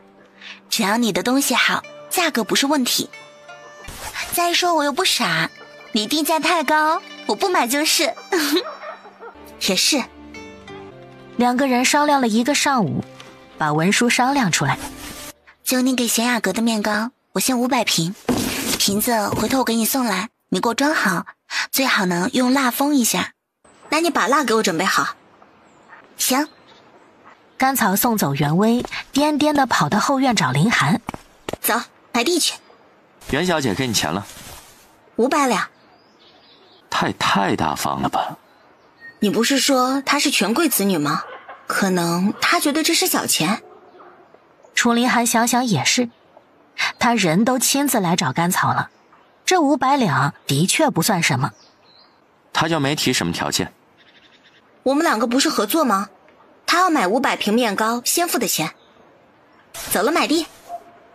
你还不如把这事交给严氏去办。对哦。甘草颠颠地跑去找严三尺。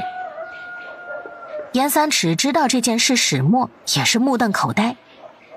甘草这是什么运气？赚钱也太容易了吧？严姐姐，虽然不用你去贤雅阁了，但是我这边事情很多，你要是愿意在这边做事，我也给你开工钱。你都治好你杨大哥的腿了，还跟我说这些，也太见外了。你们两个也得生活。你放心好了，你杨大哥的腿一好，我们家不靠我挣钱。哦，13里坝那个地方我也知道，穷的别村的女子都不愿意嫁过去，那里的荒滩地根本不值钱，你这400两能买他们村1半的地了。那么多？之前那几十亩我还花了30两呢。嗨，那要看你怎么买了。你从别人手里买，人家出什么价就是什么价。你要是找到门路买朝廷的地，再给李正一些好处，那就是划一片给你。那就有了严姐姐了。没事儿。哦，对了，你奶奶昨天来看你，遇到袁小姐了，你去看看你奶奶，别让她担心。好。甘草应了一声就出门。甘草。苏木安突然拦住甘草的路。你想干嘛？你收别人家都是几十大钱，却要了我们家2两银子，你是不是恨我，故意针对我家？甘草无语了。他自己是不是偷偷的编了200万字的爱恨情仇，然后把自己感动了？病入膏肓和头疼脑热能一样吗？你爹当时什么样，你没看到啊？可是他第2天就好了。那是我医术好。咋的？你还想让你爹躺在床上3、5个月，才对得起你们家付的钱？苏木安无语了。别在这里没事找事儿了，别一天天的自我感动了，有那时间撒泼尿自己看看自己，提高一下自我认知，别自己都不知道自己什么样，活成一个笑话。甘草，你这是做什么？甘草对着他们一耸肩，转身就走。事了拂衣去，深藏功与名。奶奶，甘草叫着进门。你家来的客人是什么来头啊？就是之前去长环认识的，他当时脸烂了，我给他治好了，他觉得我的面糕好，就找我合作。那怎么说认识你四哥？我四哥和他堂哥是一个书院的，我们提到过，他不知道我住在哪儿，就去问四哥了。这样我就放心了。奶奶有什么不放心的？等我有了钱，奶奶就什么都不用操心了。他真是这样想的。虽然甘家对他不是极尽宠溺，却也是一直护着他。如今他和甘家人也真生出亲情来。你这丫头，先顾着自己，你现在是有身孕的人。没事儿，我看村里人见我一个比一个纠结。那是他们活该。奶奶之前不是送蜂蜜劝他们，怎么不同情他们了？我仁至义尽，剩下的就是他们的事儿了。有奶奶在，我什么都不怕。柳氏看着甘草，以前总觉得造化弄人，如今想，这何尝不是一场造化？咱家房子上大梁，我要不要回来？不用回来，你们好好的过日子就行。陪着他奶奶聊了一会儿，赵氏突然跑来了。哎，草，苏家那妮子在你家门口骂人呢。什么？他骂什么？哎呦，骂得可难听了。走。柳氏先一步出门。甘草，你个黑心烂肚肠的，骗我家那么多钱，谁不知道你喜欢我哥啊？你不能嫁给我哥，就想报复我们家。就你那点小心思，还当谁不知道呢？多那2两银子，我照你断子绝孙！柳氏拉过苏潇，一巴掌就抽了过去。你小年纪，你竟然能骂出这么恶毒的话！你们苏家还自诩的读书人家。柳氏看着苏潇，苏潇胸口起伏，脸色越来越苍白，然后一个白眼直接晕死过去。哎呀，柳氏一巴掌把苏潇打死了。草，奶奶没事。唐嫂，过来帮我一下。赶紧叫苏家人来。甘草，你不能把人给藏起来。估计苏家人不想让他这样在这里。那谁知道啊，赶紧去叫苏家人。等他们到的时候，苏潇已经醒了。呀，女儿差点被打死。你个老东西，年轻的时候就不检点，现在还想打死我女儿，我跟你拼命！你女儿并不是被我奶奶打晕的。你睁眼说瞎话，这么多人看着呢。我女儿不是被她打晕的，是怎么晕的？凌夫人，我们之间的事情已经过去了，你为何还要把怒火撒在舍妹身上？周围看热闹的人一阵唏嘘，纷纷看向甘草。咱俩之间什么事儿？你给我说清楚。做什么？当我这个李正不存在吗？你们这么多人欺负到我家门口，今天苏木安不把这话说清楚，谁都别想走。秋水寨的人谁不知道你心悦于我，迫不得已嫁给他，对我因爱生恨，所以陷害我和李小穗。刚说过让你撒泡尿看看照照自己，你是一点都没有听进去。就你这德行，不过一个秀才，就觉得全天下都要围着你转了。没有你，明天的太阳都升不起来了。你给我相公提鞋都不配。的确不配。你别说那么多废话，你们打赢我女儿怎么说？许氏看他儿子落了下风，就换话题。你确定让我说你女儿晕倒的原因？是你说不出来吧？你今天要是说不出来一个理由，以后就别想好好过。你最好问一下女儿，你们一家人统一一下意见，毕竟我只要说了，你们就没有机会后悔了。少在这里故弄玄虚，你吓唬谁呢？什么并不敢说。那你们苏家人都确定了吗？当然确定了。甘草看向苏潇，你自己的情况你自己知道，你确定要我说？我有什么不敢让人知道的？是你说不出来。苏潇今年16岁，却还没有来癸水，每个月都有那么1-2天腹痛难忍。苏潇听得脸色苍白。你确定还要我继续说？你什么意思？女儿家这么私密的事情你怎么能说？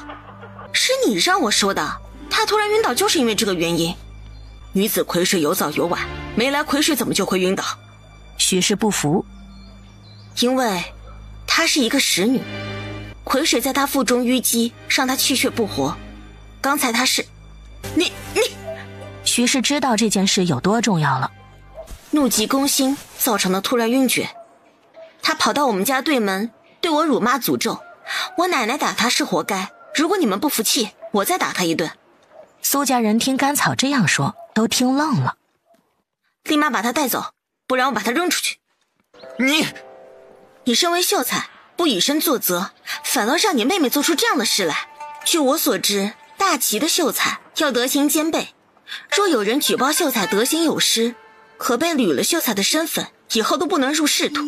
楚凌寒看着苏木安，苏木安瞬间不敢说话了。娘，我们走。甘草看向李章和苗氏。李正和苗婶也来了。苏潇来我家门口辱骂诅咒，是因为他认为我让李小翠有机会进他们家门了。李章和苗氏的脸色有些难看，可见苏家是多厌恶这件事，即便厚着脸皮把自家女儿送过去了，在苏家也抬不起头来。我家的事不用你操心。李章说完就走。柳氏和甘草进了院子。那苏萧真是个识女。是，甘草很确定。这苏家也是作孽多了。没事儿，我就先回去了，你不用怕他们，咱家人也不少。好。严三尺回来得很晚，毕竟13里坝距离秋水寨挺远。13里坝有2片滩地是可以直接买的，我算了一下，大概要370两。我去看了，如果能把一边的山也买了，就能连成一片。就是买那个山的话，470两，估计不能低于这个价格。严姐姐是觉得这样划算？13里坝的滩地贫瘠，山也不高，而且那个山包很大，比那2片滩地加起来都大。严三尺说着，竖着耳朵听了起来。什么声音？好像是锣鼓响器的声音。大晚上的怎么会有锣鼓响器？我是建议你都给买了，如果钱不够我们就凑凑。甘草想，钱倒是够，就是最近钱到手还没暖热就要花出去。既然严姐姐这样说了，那就一起买了，我这里钱够。2个人正说着，外面响起了敲门声。夫人，马夫人来了。甘草起身，看到马仙和何氏进来。快点拿浆糊把这符贴了。怎么回事？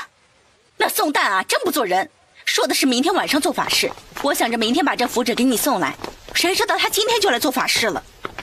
宋旦啊，就是马婷的男人。你说他把你们村的薛念给祸害了，怎么有脸去马家吃软饭？等一下，你是说宋旦来我们村为薛念做法事？啊，这事儿你还不知道吧？不知道。马家会同意宋旦这样做？那天我们从你家离开，马婷就冷不丁地说他要和离，他爹怎么会同意他和离？也不知道马婷怎么知道宋旦和薛念的事了，而且说薛念和他孩子的冤魂会让宋旦无后，就坚持和宋旦和离。宋旦平时一副高高在上的样子，一听说和离就慌了，而且马婷他爹也不让他们和离，就说给薛念母女做一场法事，化了煞气就好了。甘草没想到这件事会有这样的回环。那马婷愿意？他不愿意怎么办？他爹都发话了，你说他好好的日子突然闹什么呀？宋旦不想和离我可以理解，但是马地主知道他女儿受了这样的委屈，还不让他女儿和离，是不是不喜欢他女儿？怎么可能？五华镇谁不知道马地主最疼惜他女儿，捧在手里怕冻着，含在嘴里怕化了。那马婷和宋旦不和离，宋旦没有子嗣，马婷就不会有子嗣。马地主忍心看着他女儿老无所养。何氏听甘草这么一说，觉得也是。这法事一做，这件事儿估计就这样过去了。我看那宋旦也不是什么好人。他当然不是什么好人，我看马婷挺坚决的，就算这法事做了，一时半会儿也不会轻易松口的。符纸贴好了。贴好了就贴好了，没看到我和甘神医在说话吗？神医，你给我娘子把把脉。何氏立马把手腕抬起来。甘草心想，你们夫妻俩这是唱双簧呢，好像是真喜脉，虽然还不是很明显。真的吗？你注意点，应该是了。哎呀，太谢谢甘神医了，你真是神医啊！娘子，你慢点。看把你紧张的。那我们就先走了啊。行，路上慢点。你放心，我们赶的牛车，走不快。这夫妻俩有时候也是一对活宝。严三尺看甘草不说话。你和你们村的那个女子很熟？不是，只是觉得女子不易。正因为女子不易，才要更加自爱。那明天我和严姐姐一起去把地卖了。行。马勇站在院子里，宋旦的事情闹得沸沸扬扬，让他也没面子。平儿是怎么知道那个薛念的？那个薛念是秋水寨人，前段时间何氏带着小姐去秋水寨林家，可能是那个时候知道的。林家。看在婷儿的份上，我打算放过他，没想到他却在暗地里对付我。去查一下他最近在做什么，有我在，他什么都做不成。是。早起，楚灵寒赶车，带着严三尺和甘草去13里坝。江里正，顾大梅都和你说过了吧？说过了，我打算把中间的那个山包也买了。行，我这就给你写地契，咱们去历界庄，到时候去县衙签一交，这些地就都是你的了。好。一夜无语。第二天，他们约定在五华镇见。结果到了五华镇，却找不到江正浩。这人怎么这么不靠谱？再等等，可能是还没到。甘草看时间不早了，心想不会出什么意外吧。又过了一会儿，曲晓偷偷摸摸地跑了过来。甘神医，甘神医，是不是买了13里坝的地？你消息倒是灵通，怎么了？那个地被马地主买了。一大早上，钱管家就带着13里坝的李正去偿还了。什么？昨天明明说的好好的，今天怎么突然就变卦了？哪有？甘神医，你是不是得罪马地主了？这一带谁不知道13里坝穷山僻壤的，能离开那个地方的人都离开那个地方了。谢了。怎么回事？马家的管家带着江里正去了偿还了，马家要买13里坝的地。什么？严三尺也愣住了。马家那么多良田，怎么会看上13里坝的地？严姐姐，我们现在还有什么办法？我们现在只能追上江里正，说服江里正把地卖给你。严三尺也没别的办法。可是现在进偿还需要录影，五华镇一带只有五华镇的李正才能开录影。那我们赶紧去开录影。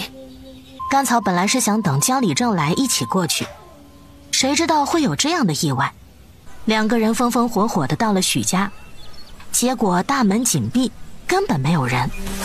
你不要着急，我去找找。不用找了，他应该是故意避开我们。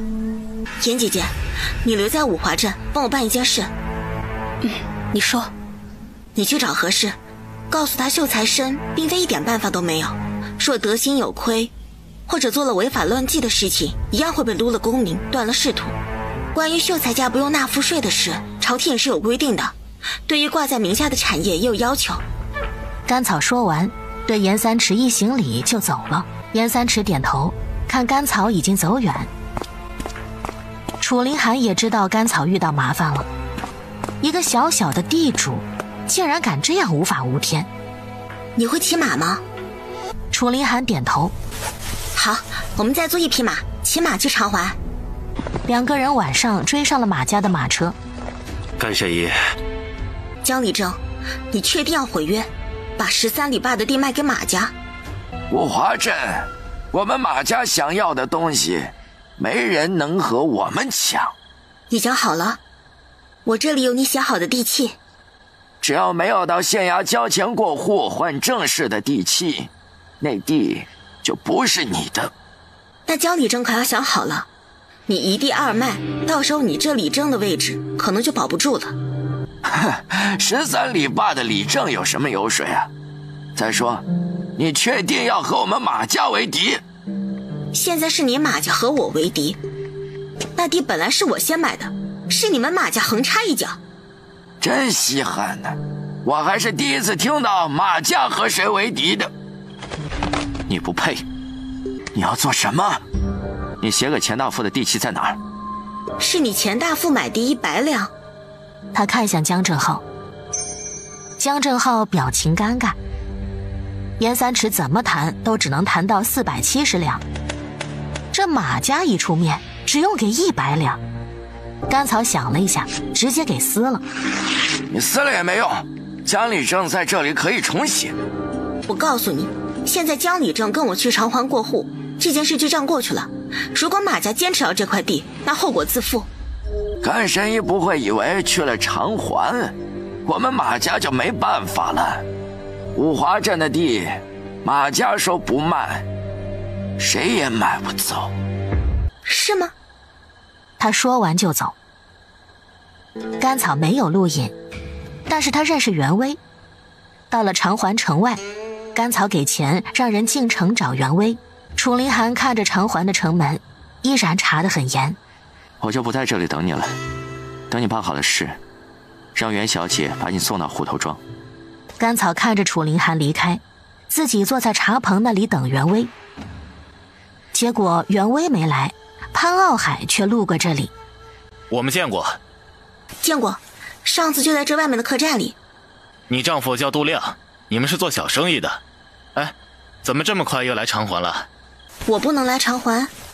不是不能来，这时候一个乡野妇人频繁的进城有些奇怪。你才是乡野莽夫。那你一个人来就有些不正常了。因为我认识了一个贵人。什么贵人啊？我家有祖传的治脸方子，上次治好了长环的袁小姐，她和我说合作卖我家的面糕。她这那宅子啊。草儿。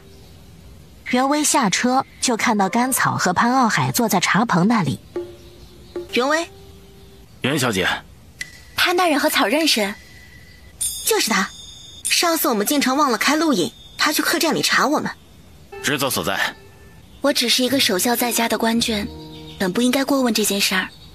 但是长环辖地进城本不用录影，潘大人说特殊时期，怎么本小姐瞅着以后长环都要特殊了？袁小姐见谅。罢了，我带甘草进城，你可要盘查。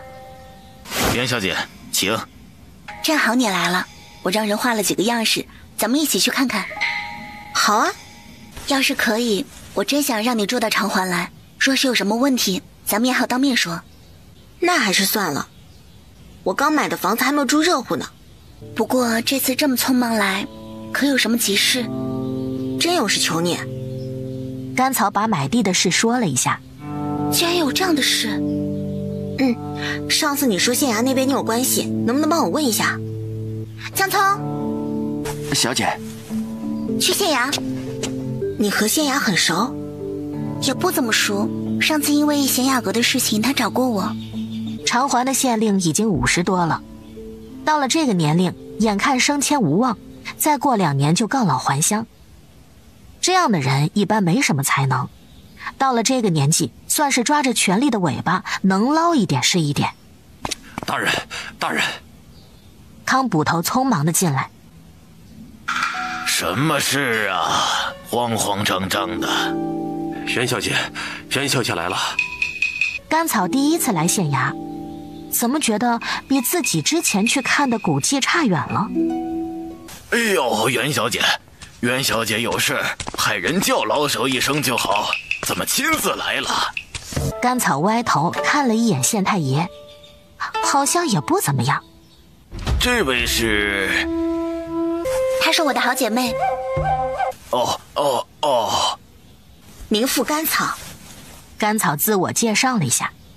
客气客气。上次于大人找我说有什么事儿就直说，不用客气。刚好有一件事情需要于大人帮忙。袁小姐请说。我这姐妹想买一点滩地，和当地里镇已经商议好了，还写了地契，立了界庄。谁曾想那里镇竟然又把地低价卖给另外一户人家。要说有人出高价，这地契又没到衙门交钱过户做底，我就不说什么了。可是低价卖给别人是怎么回事？难不成这下面的里镇就是这么作践朝廷的东西的？岂有此理！一个小小的里正竟然这样藐视天威。听说那人已经在来长环的路上了，于大人到时候要给我一个交代才好。一定。那我就等于大人的消息了。于大人客客气气地把袁威他们送到门口，看着袁家的马车走远，才擦了一下汗。大人，那个江正浩是怎么做事的？这次一定要把他丢到牢里。是。康捕头点头。钱大夫他们是下午到的，到了之后直接去县衙交钱办过户。这个要拿给于大人看看才行。这地契有什么问题？地契没问题，地有问题。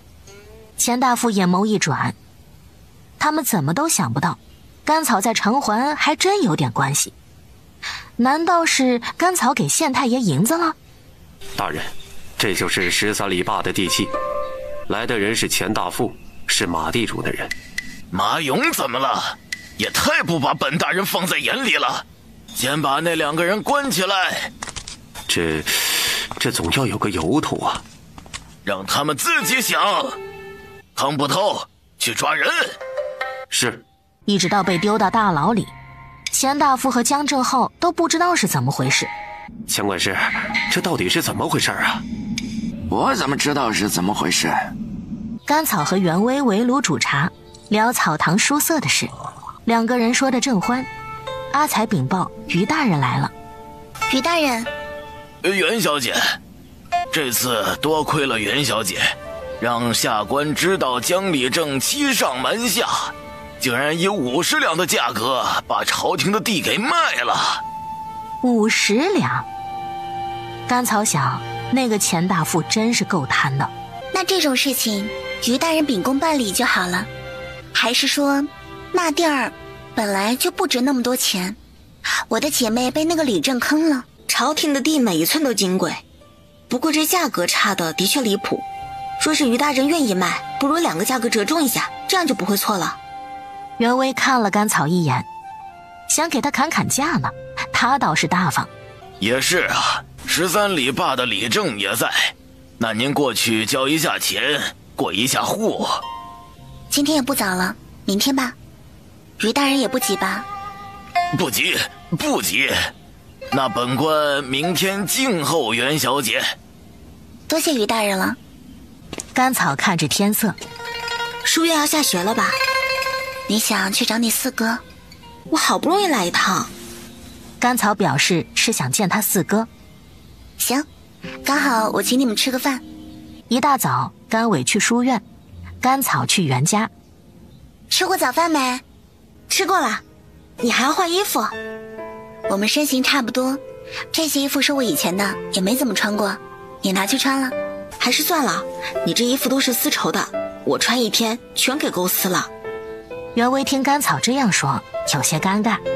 我倒是忽略了这一点。那这几匹绢你拿去做礼衣。你送我这么多东西，我都没什么好送你的。我让江聪去送瓷瓶，顺便把你送回去，你给我拿一点上次的东西。没问题。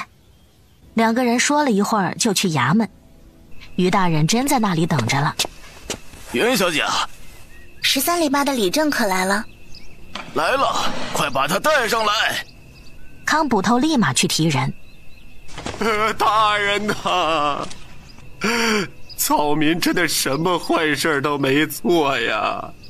江正浩，于大人义正言辞起来。你看看他，还说你什么坏事都没做。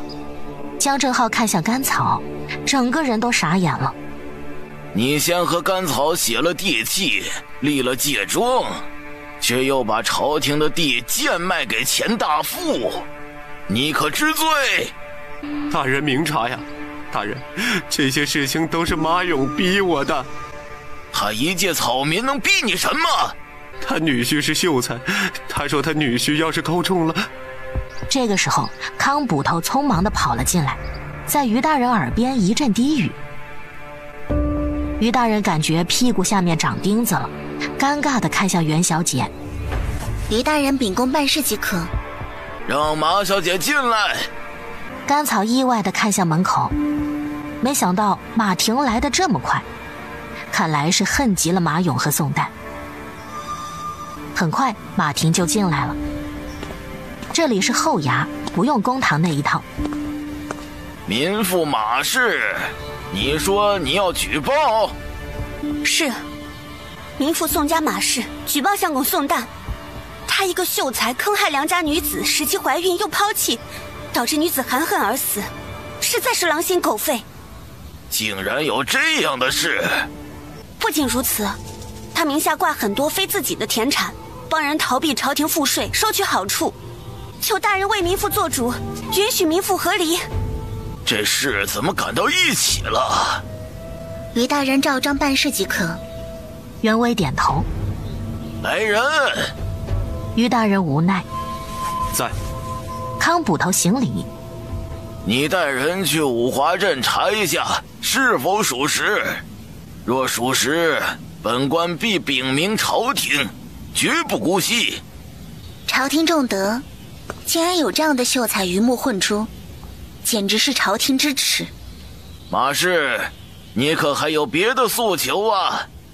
马婷没想到这件事竟然这么简单，他本做好了击鼓鸣冤挨板子的准备。没有了。既然如此，你且回家等着吧。是。马婷退下。袁威看马婷离开，这得受了多大的委屈才能下定决心做这样的事情。不过，马家和你说的是一个马家吗？江正浩都懵了。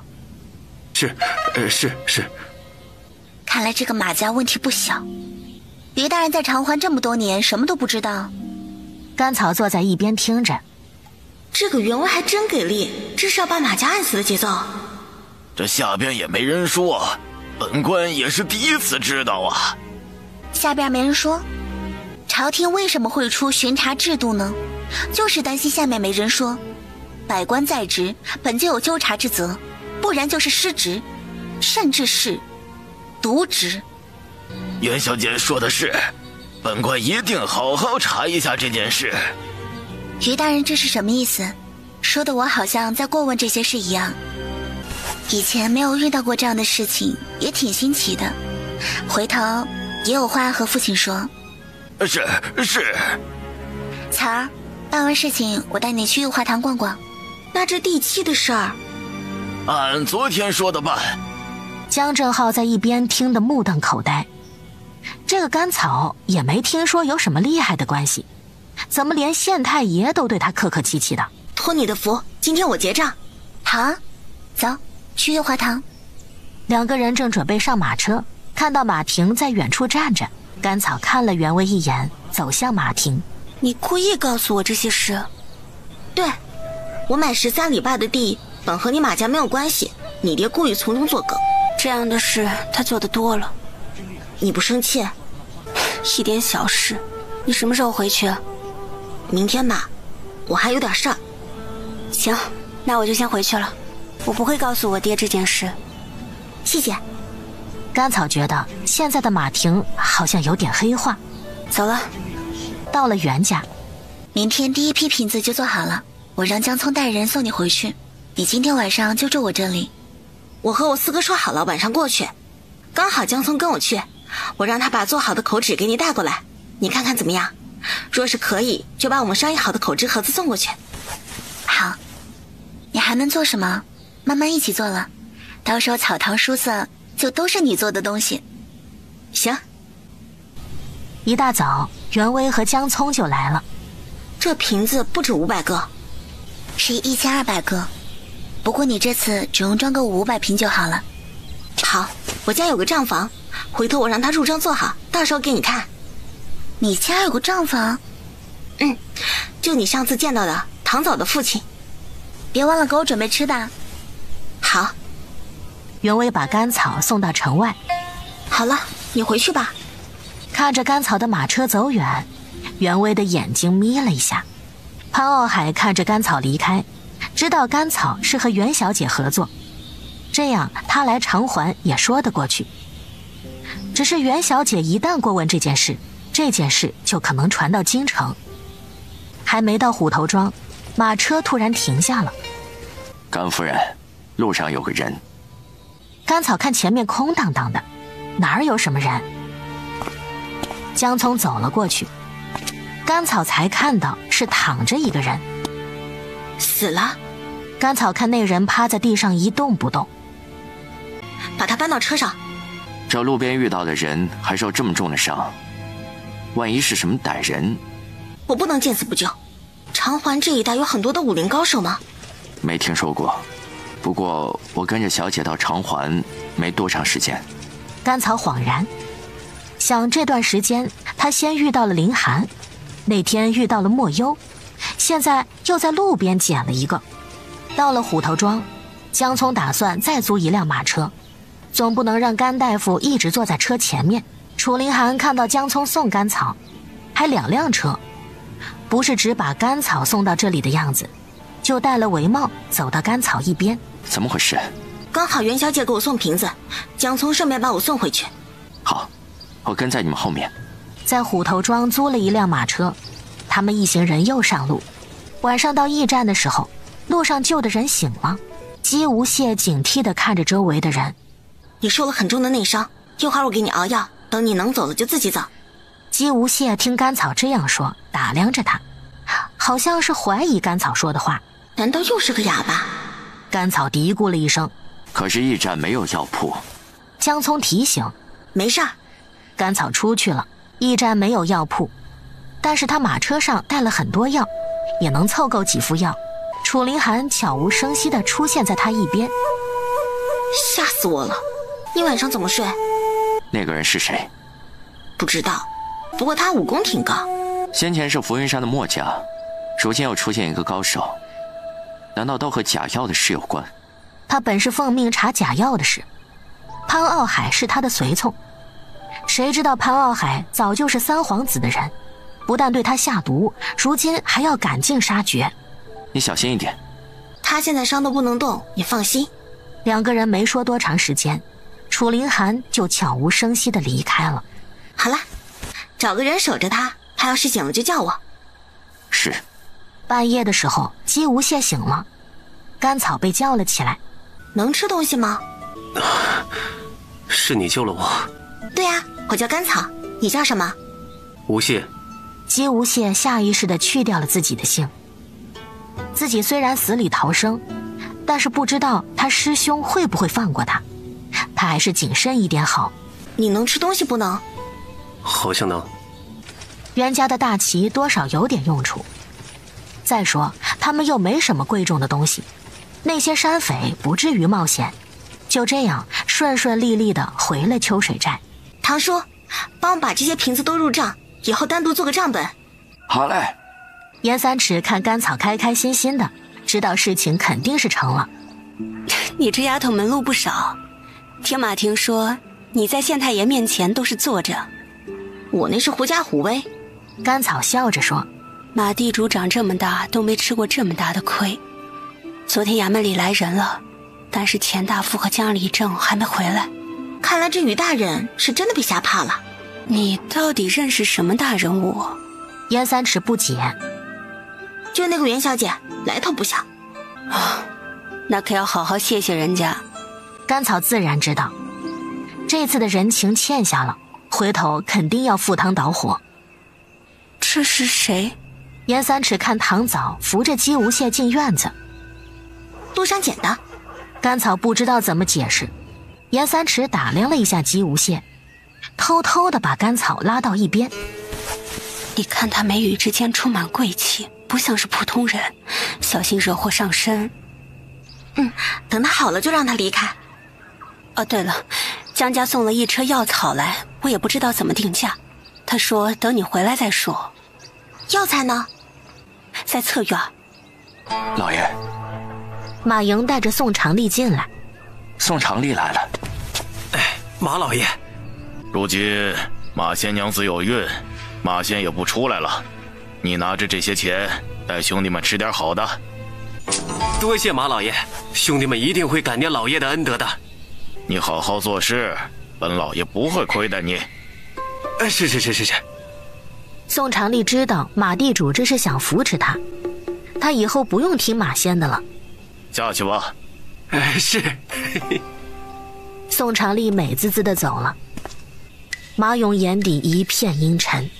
老爷，那姑爷让他们和离。楚凌寒一路风餐露宿，身体又弱了几分。晚上甘草立马给他准备药浴。你傻呀，你戴着围帽，他们又认不出你。那为何你能认出我？认出你很难吗？楚凌寒无语了。可能我认识你的时候不是靠脸记住你的。甘草试了一下水温。你先泡着，我去给无懈煎药。煎药不是唐早的事吗？他现在用的药要求比较严格，我要看汤色，过2天就让唐早煎。楚凌寒看着甘草离开，想他是不是对谁都这么好？甘草不是对谁都很好，只是对诊治病患都很严谨。结果楚凌寒今天异常的暴躁，一会儿叫着水热了，一会儿叫着水凉了，甘草屋里屋外不停地跑。你是不是故意的？我觉得身体忽冷忽热的，可能影响了对水温的判断。是吗？你给我等着，我在你身边煎药，你的水温应该就好了。楚凌寒无语，怎么说的他是没事找事一样。对了，我去长环的时候见到姜长胜了，玉华堂卖的养荣汤里用的龙眼就是龙力。也许养荣汤里本就是龙力入药。你想什么呢？养荣汤是养生的汤药，并不是什么治病的药，里面加了毒药。你觉得这样说得过去吗？可能是方剂特殊。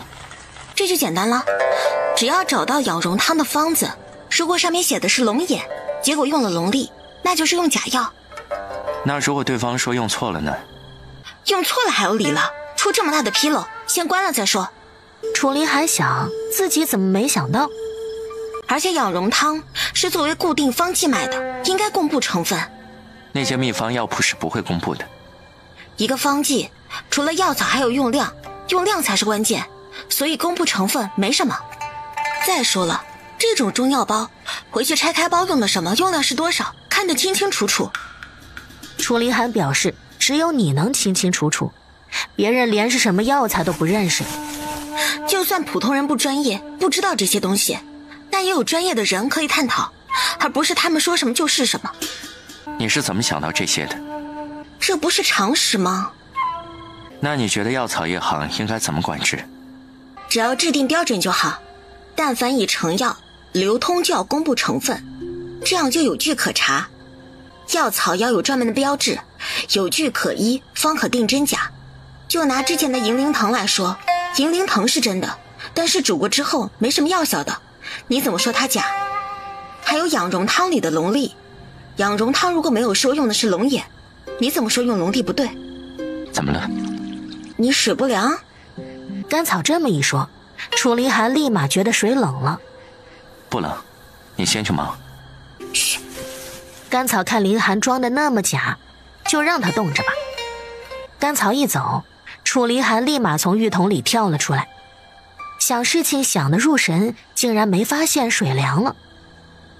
甘草没搭理他，直接去给吴谢送药。楚凌寒感觉自己被忽略了。你为什么救我？那就要问你为什么刚好躺在我回来的路上了。多谢。你有钱吗？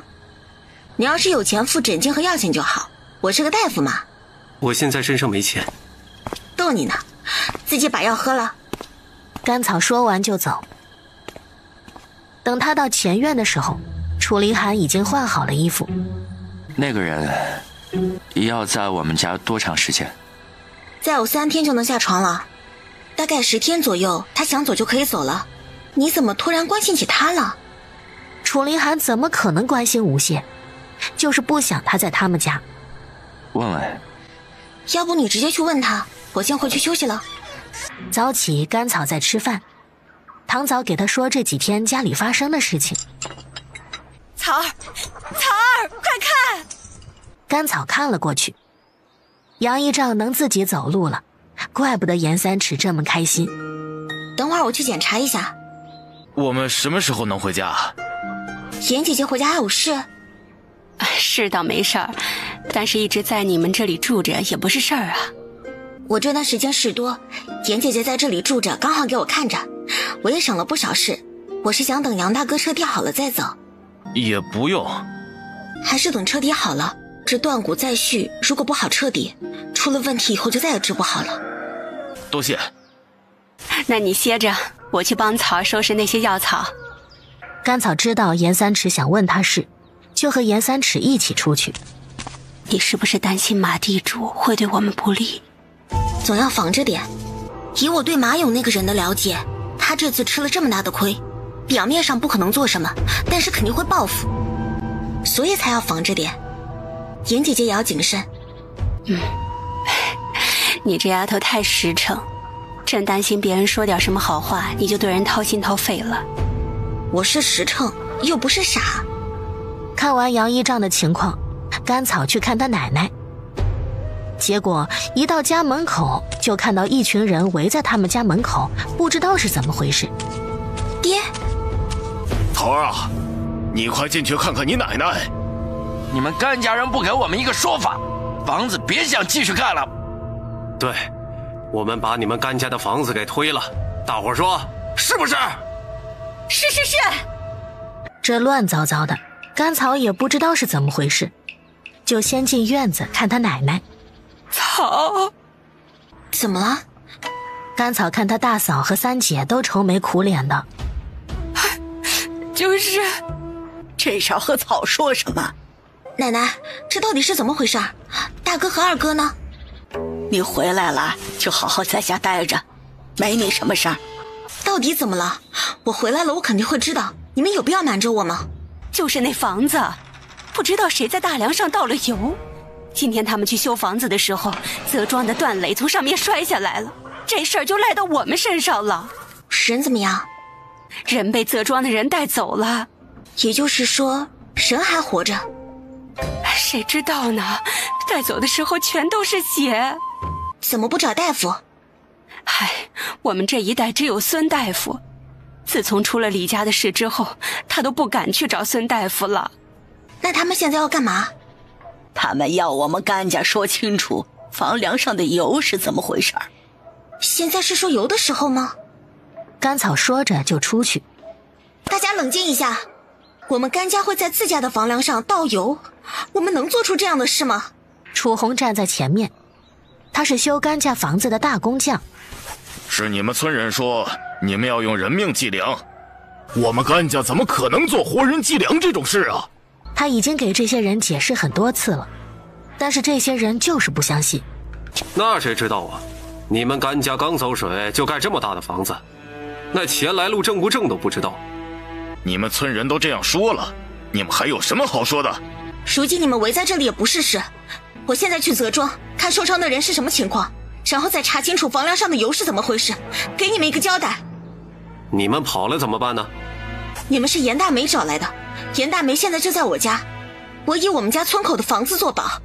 草儿啊，那是人家林家的房子，我们又不会跑，担心这个做什么？我和你去见严大梅。好，不管你们愿意留在这里还是跟着我去林家，都不能再闹事。我们的目的是解决问题，如果这个时候有人煽风点火，那就是别有意图。甘草这话一出，众人齐齐的回头看着后面的李四娃。你们看我做什么呀？甘家要是没有邪门歪道，那哪来的钱修房子呀？他什么时候出现的？今天早上一出事就出现了。走吧。几个人跟着他去林家。严三尺看甘草出去没一会儿，就带着一群人回来。楚师傅，甘家的活干完了。哎，出事了。严姐姐收拾一下，我们去泽庄一趟。啊，出什么事儿了？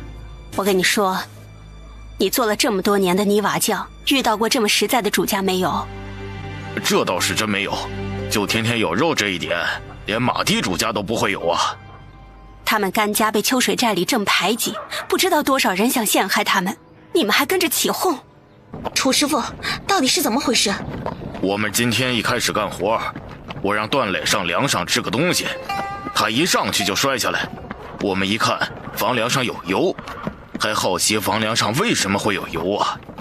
这个时候那个李四娃神神秘秘的过来，说是甘家计量，他还看到甘家买了好多香烛在家。我一问，你们家还真买了很多香烛，就觉得是你们家故意的。计量是什么？计量就是祭祀衡量，普通人家烧个香烛，有钱人家呢献祭3处，更有钱的献祭活人。什么？唉，这种人家都是用歪门邪道，当然不敢明目张胆的献祭，就弄出点意外，让人死在正在修的房子里，然后找人把魂给镇在那儿，这样就可以保他们一家富贵。楚红在一边点头。他们做这个行当，虽然不说，但是有些东西是就是那么一回事。这些是普通人家的勾当，若是达官显贵都是直接记的，还找人做法。若是修大桥建大宫殿，都会填一些人进去，说这样可以保工程顺利。甘草觉得这种事情很矛盾，一方面他们怕冤魂，一方面又制造冤魂，觉得会带来富贵。这种看不见摸不着的东西，还真是怎么编排都可以。加上你们甘家这段时间的确不同，所以他那么一说，我就相信了。这个不怪楚师傅，那泽庄的人是怎么知道的？我带的人里本来就有几个是泽庄的，听到李四娃那样说，觉得段磊留在甘家肯定会被甘家人给害死，就把他给抬走了。如果受伤严重，被他们这一抬走肯定没命了。你放心，你大哥和二哥也跟着去了。草，是不是有人要害你们家？那个李四娃是我们村的一个混混，无力不起早，今天这么精神的在村子里叫，肯定不正常。那个李四娃天天去蹭饭，他脸皮厚，你娘也不好不给。刚到泽庄门口，就看到段高山带着一群人出村，马车挡在那里，众人也纷纷停下。你们甘家就让你来了。段磊现在怎么样？都是你们甘家做的好事，还有脸问怎么样？我侄子要真没命了，你们甘家以后也别想好过。那就是还有命。甘草松了一口气。我是大夫，我现在去治好他。至于这件事，我一定给你们一个交代。他肯定是去杀段磊的，不能让他去。我凭什么信你？这里是你们的地盘，我们就这几个人，如果段磊的性命不保，任凭你们处置。楚红也从马上下来。大家伙都冷静一下，这件事可能真的另有隐情，先救人要紧呐。你们这样拦着不让救人，是不是你们心里有鬼？你说什么话呢？现在这样的情况，只要段磊能好好活着，那么你们异色甘家的事就不攻自破。难道你们想让真正的凶手逍遥法外？那我丑话说在前头，我侄子要是不能像正常人一样，以后你们甘家负责。我负责。听到甘草这么保证，一群人簇拥着甘草去了段磊家。把他抬出来，屋里太暗。众人把段磊抬了出来，他按了按段磊一边，段磊痛得惨叫起来。谁家有烈酒？我家有。拿2坛过来。好。甘草检查段磊的情况，外伤并不严重，冲击造成了一定的内伤，还有几处骨折。来了来了。再给他拿一套衣服。他哪有别的衣服啊？我去给他拿一套我的。段高山说着又回家了。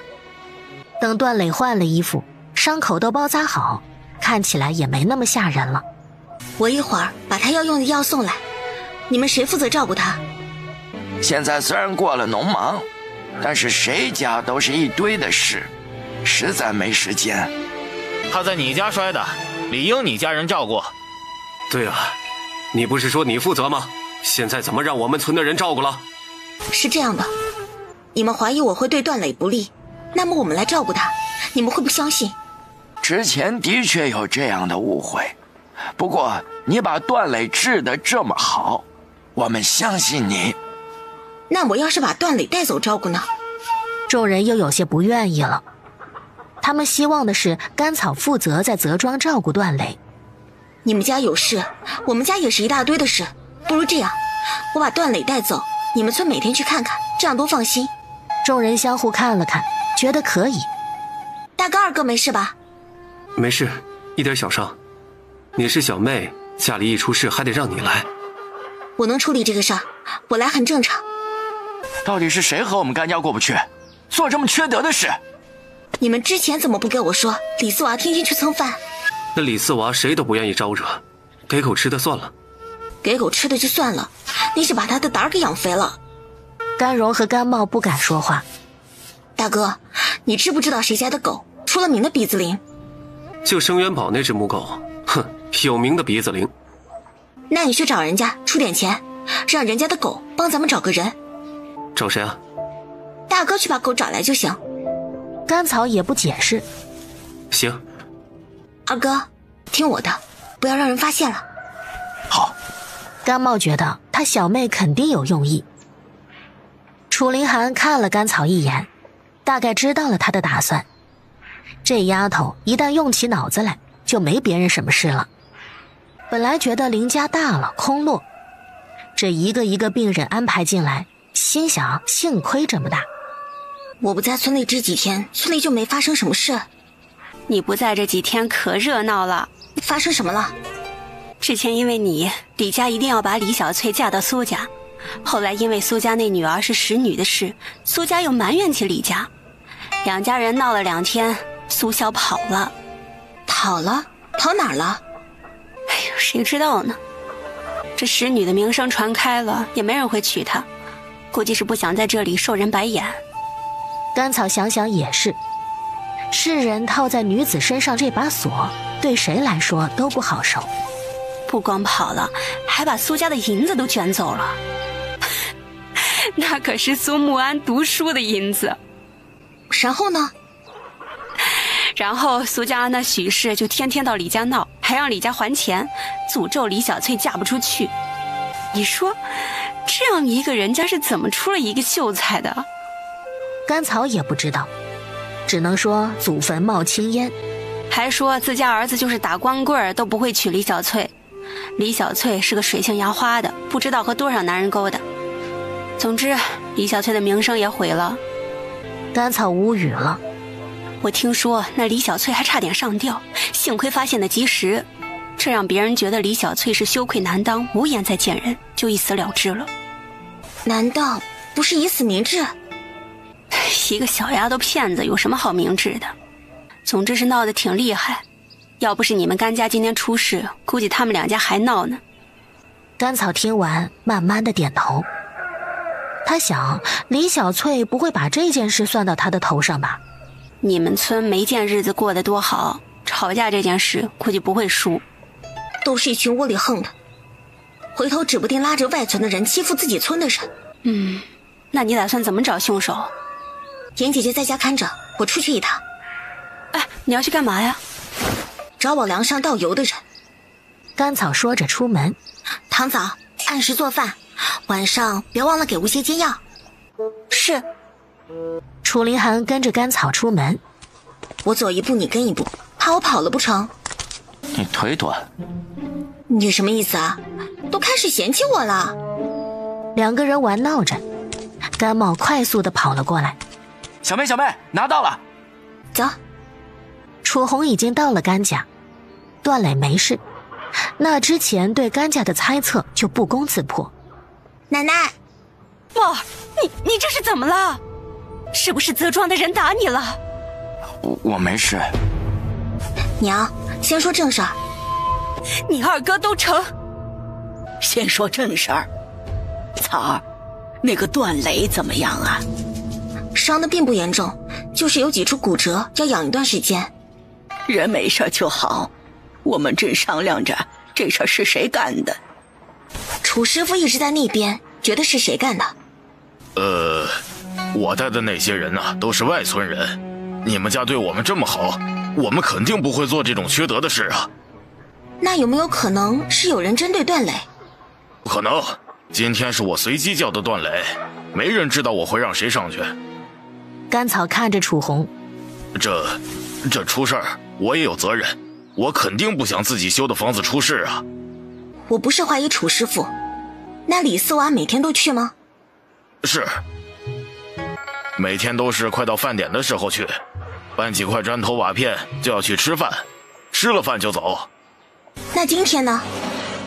今天，楚红想了一下，今天出事的时候他就在，还是他叫着你们甘家突然富贵了，不知道做了什么阿杂事，不然我们也想不到计量这一茬啊。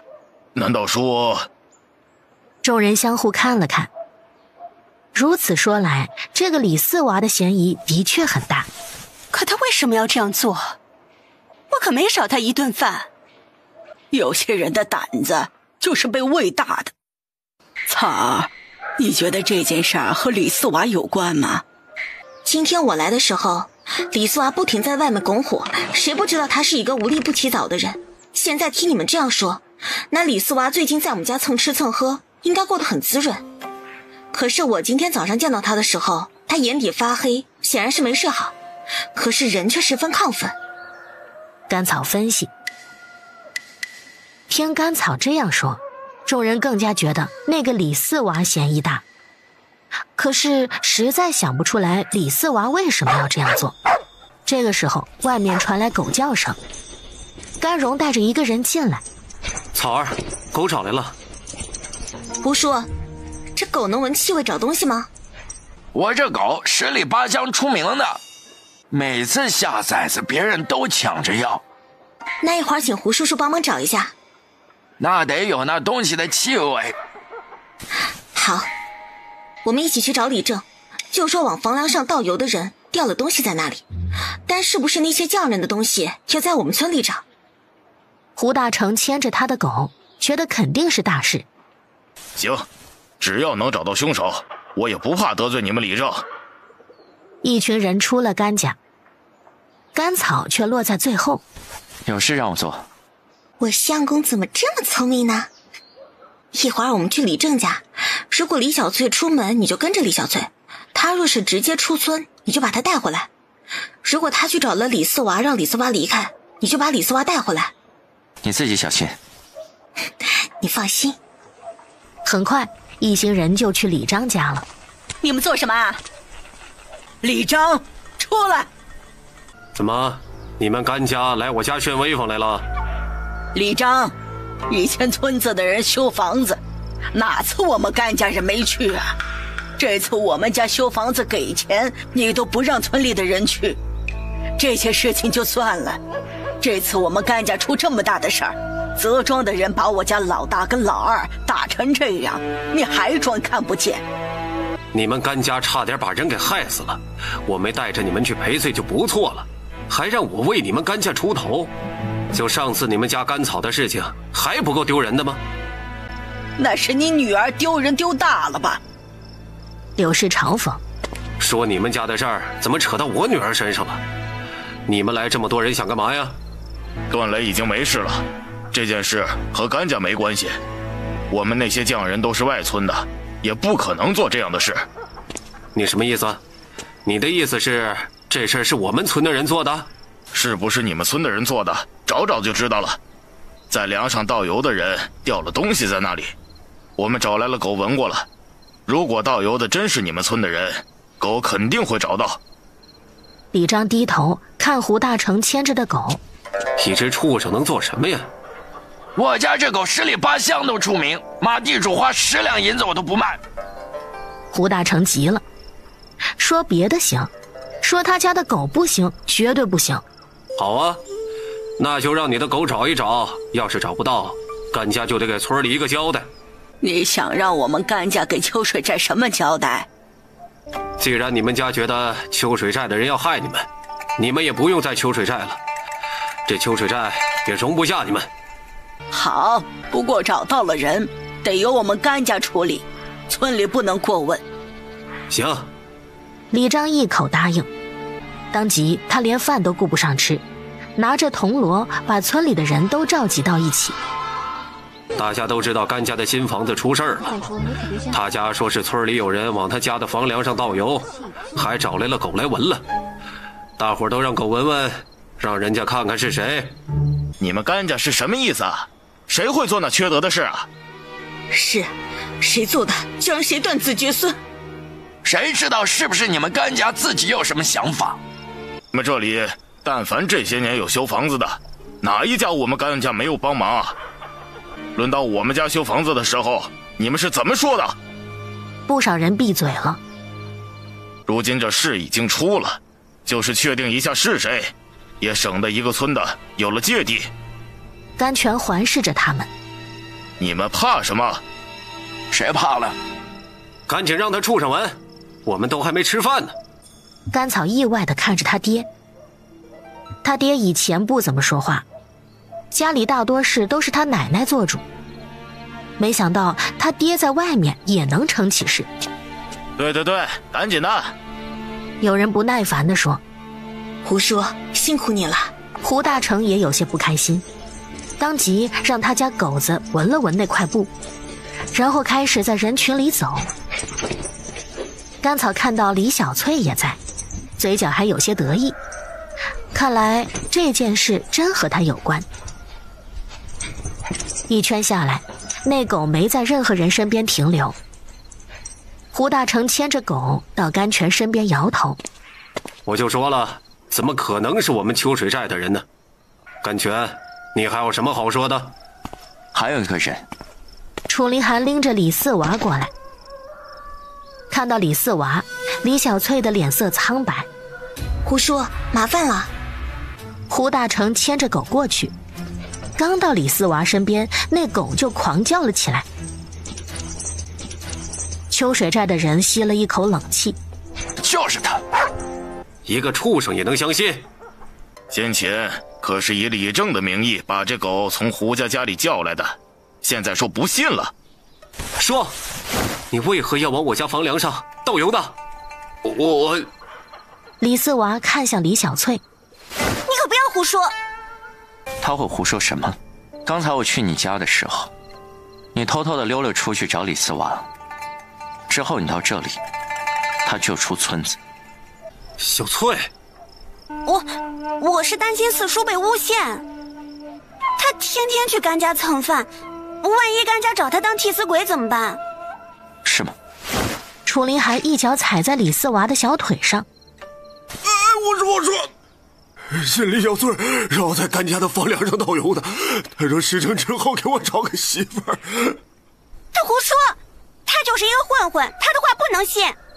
我没胡说，先前他还说帮我把甘草骗到月亮地，到时候生米煮成熟饭，甘家就只能把甘草嫁给我了。后来呢？楚凌寒脚上用力。后来我在那里等了半夜都不见人，他才不能相信呢。李小翠，你一直说我们是好朋友，是你让我帮你约莫安哥哥的。你明明知道我也喜欢莫安哥哥，你喜欢茅坑，不能认为别人都要跟你抢吧？你一直说带我去苏家玩，其实是你想去苏家玩，可惜我以前还真以为你是我朋友。秋水寨每个人的八卦之心都是扑通扑通的跳，他们村竟然还有这么多八卦，长见识了，长见识了。那油还是他给我的，我家里连灶台都没有，哪儿来的油啊？小翠，到底是不是你？他们甘家活该，要不是他家，我肯定能嫁到苏家。现在莫安哥哥不可能娶我了。他说完转身就跑。李正，现在弄清楚是怎么回事了，你打算怎么办呢？你们甘家想怎么样？首先，那大梁出过事，我们甘家肯定不能用了，换大梁的钱李正要全出。其次，泽庄的段磊受伤，治伤的钱也要全出。你们甘家那么大的房子，是想坑我们李家？不然就按之前约定的，人给我们甘家处理，泽庄那边还等着我们给个交代呢。油是李四娃倒的，他任凭你们处置。可是主使是你女儿，谁办案也不可能放过主使去处理从犯。不就是要钱吗？给！什么叫不就是要钱吗？段磊差点没命，我2个儿子都被打成这样。如果李正做不到公正，那咱们去县衙走一趟。秋水寨的人没人说话，这件事的确是李正的不对。你少拿去衙门吓唬我。李章硬着脖子说：“这不是谁吓唬谁，咱们一个村的，我也不想把事情做得太绝。理应李正赔偿的，多出1文我都不会要。”好，该赔的我1文都不会少。大家散了吧。他这样说话，众人却没有离开的意思。多谢乡亲们来做个见证，回头啊，我家的房子修好了，定设宴款待。应该的，应该的，哪个村子也不能有这样的人。是，谁知道以后会祸害谁家呢？那这个李四娃怎么办？你们兄弟俩把他送到泽庄，给泽庄李正说明一下情况。别呀，咱们一个村的，再说真不是我故意的，都是被李小翠蛊惑的。他让你做什么你就做什么，你还是个人吗？众人准备回家。草儿，你过来。奶奶，柳氏带着甘草回家。你给我老实说，李四娃说那事儿是怎么回事啊？想想有那么几天你是不正常，还总是把自己关在屋子里。我真去了。甘草只能这样说。什么？不过奶奶放心，我当时藏起来了。见到去的是李四娃被吓到了，那几天不敢出门，是怕遇到李四娃。我也是那个时候看清楚了李小翠和李四娃，心想三姐过得不好，我应该做点什么。只要你没事就行。回头啊，你和凌寒解释一下，他是个男人，在意这个。好，那你赶紧的回去吧。今天这么多事儿，你也累了，注意点身体。甘草离开甘家，楚凌寒在门口等着。你怎么不进去？他家人看我的目光很尴尬。知道我被李小翠骗出去过，他们面对你的时候是挺尴尬的。那你……楚凌寒不知道怎么问。孩子不是他的。你这么直接合适吗？我也不知道孩子他爹是谁啊。要是让我知道了是谁，怎么样？闹心。闹心？楚凌寒没想到会是这个回答。为什么？举个例子吧，你正在兴致勃勃地听别人说家长里短，结果发现那些人说的竟然是自己，尴尬不？那要知道他们说的是什么。甘草觉得这个不重要。严三池已经知道了结果，简直是大快人心。哎，草真是神了。都是一个村的，一出事我就知道是怎么回事。你们这个李小翠可真了不得，可能要嫁不出去了。自作孽不可活。对。夜深沉，月亮爹那里传来异常的喘息声。翠儿，没想到你为我能做到这一步。为了莫安哥哥，我什么都能做。严三池收拾好前面也过来。13里8那块地已经是你的了，你不去看看？家里都是事儿。甘草也想去看看。你这摊子越来越大，就没想过找几个长工？有合适的再说，现在这些事情别人也不能做。我爹可以去给夫人看地。真的？是，以前在马家的时候，我爹就会去给马地主看地。就是让你爹一个人去，我不放心。我看那个曲小很听你的话，不如让他来当你家的长工，也算是给他一条正路。你这说的，我回头得谢谢他。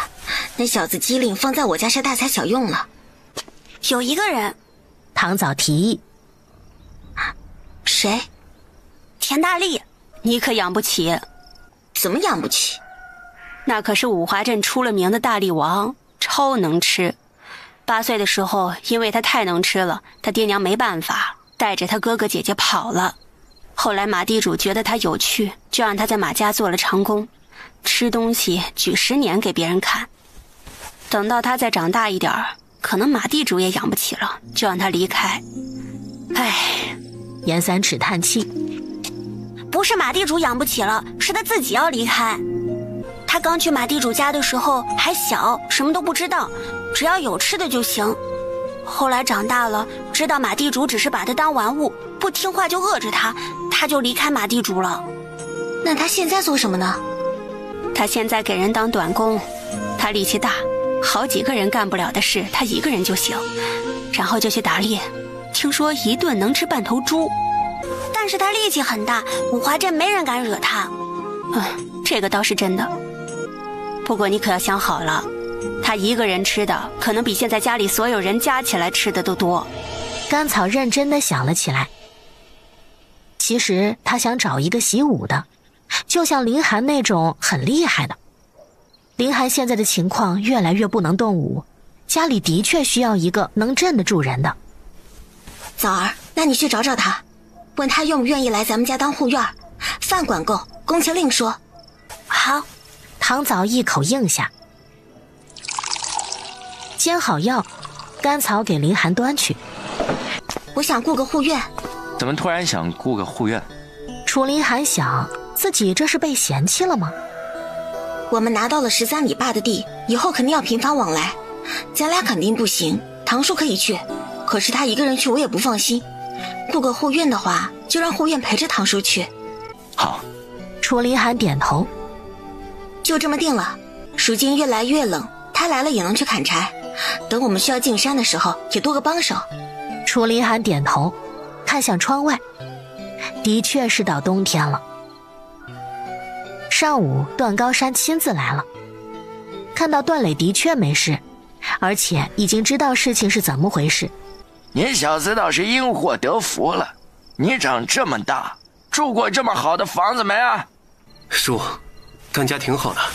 甘家是挺好的，可惜他们家得罪了他们村的李正，这次更是把李正都给得罪死了。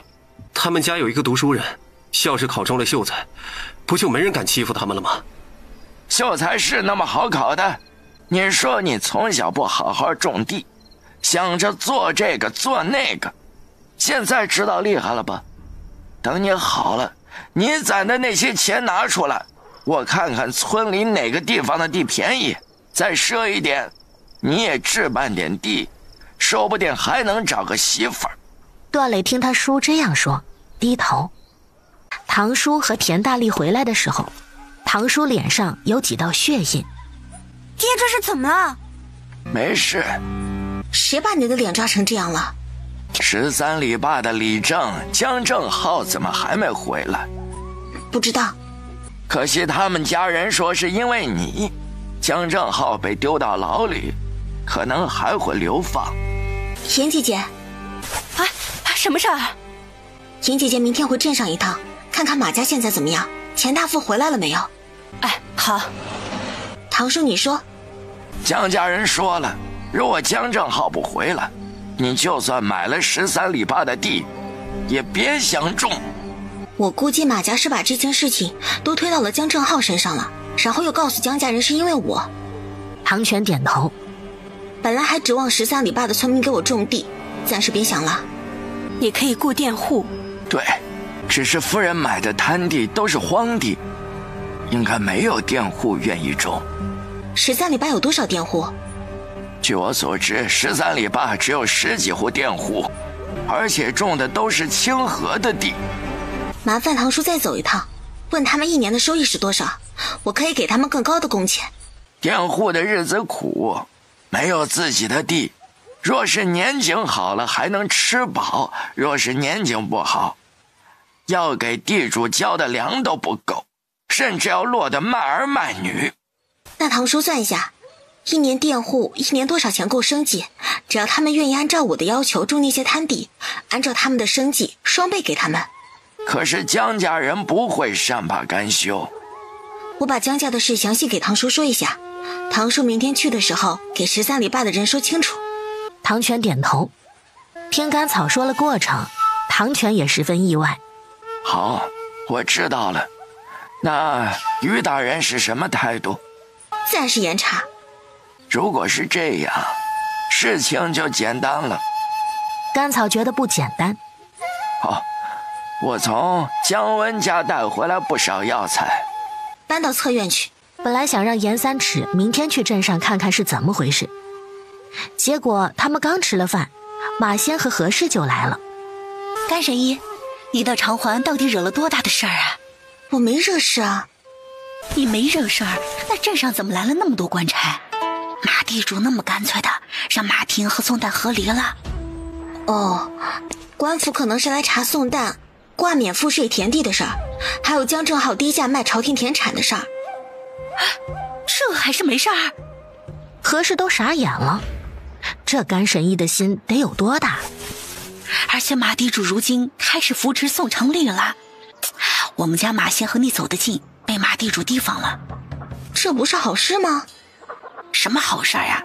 回头宋长立在五华镇做大，会放过我们吗？何氏知道其中的厉害。那你有什么想法？我就是不知道怎么办才来找你。马仙之前在镇上那么有威望，不可能那么快就被人替代。哼，你太看得起他了。他们那些人本来就是混混，有奶就是娘。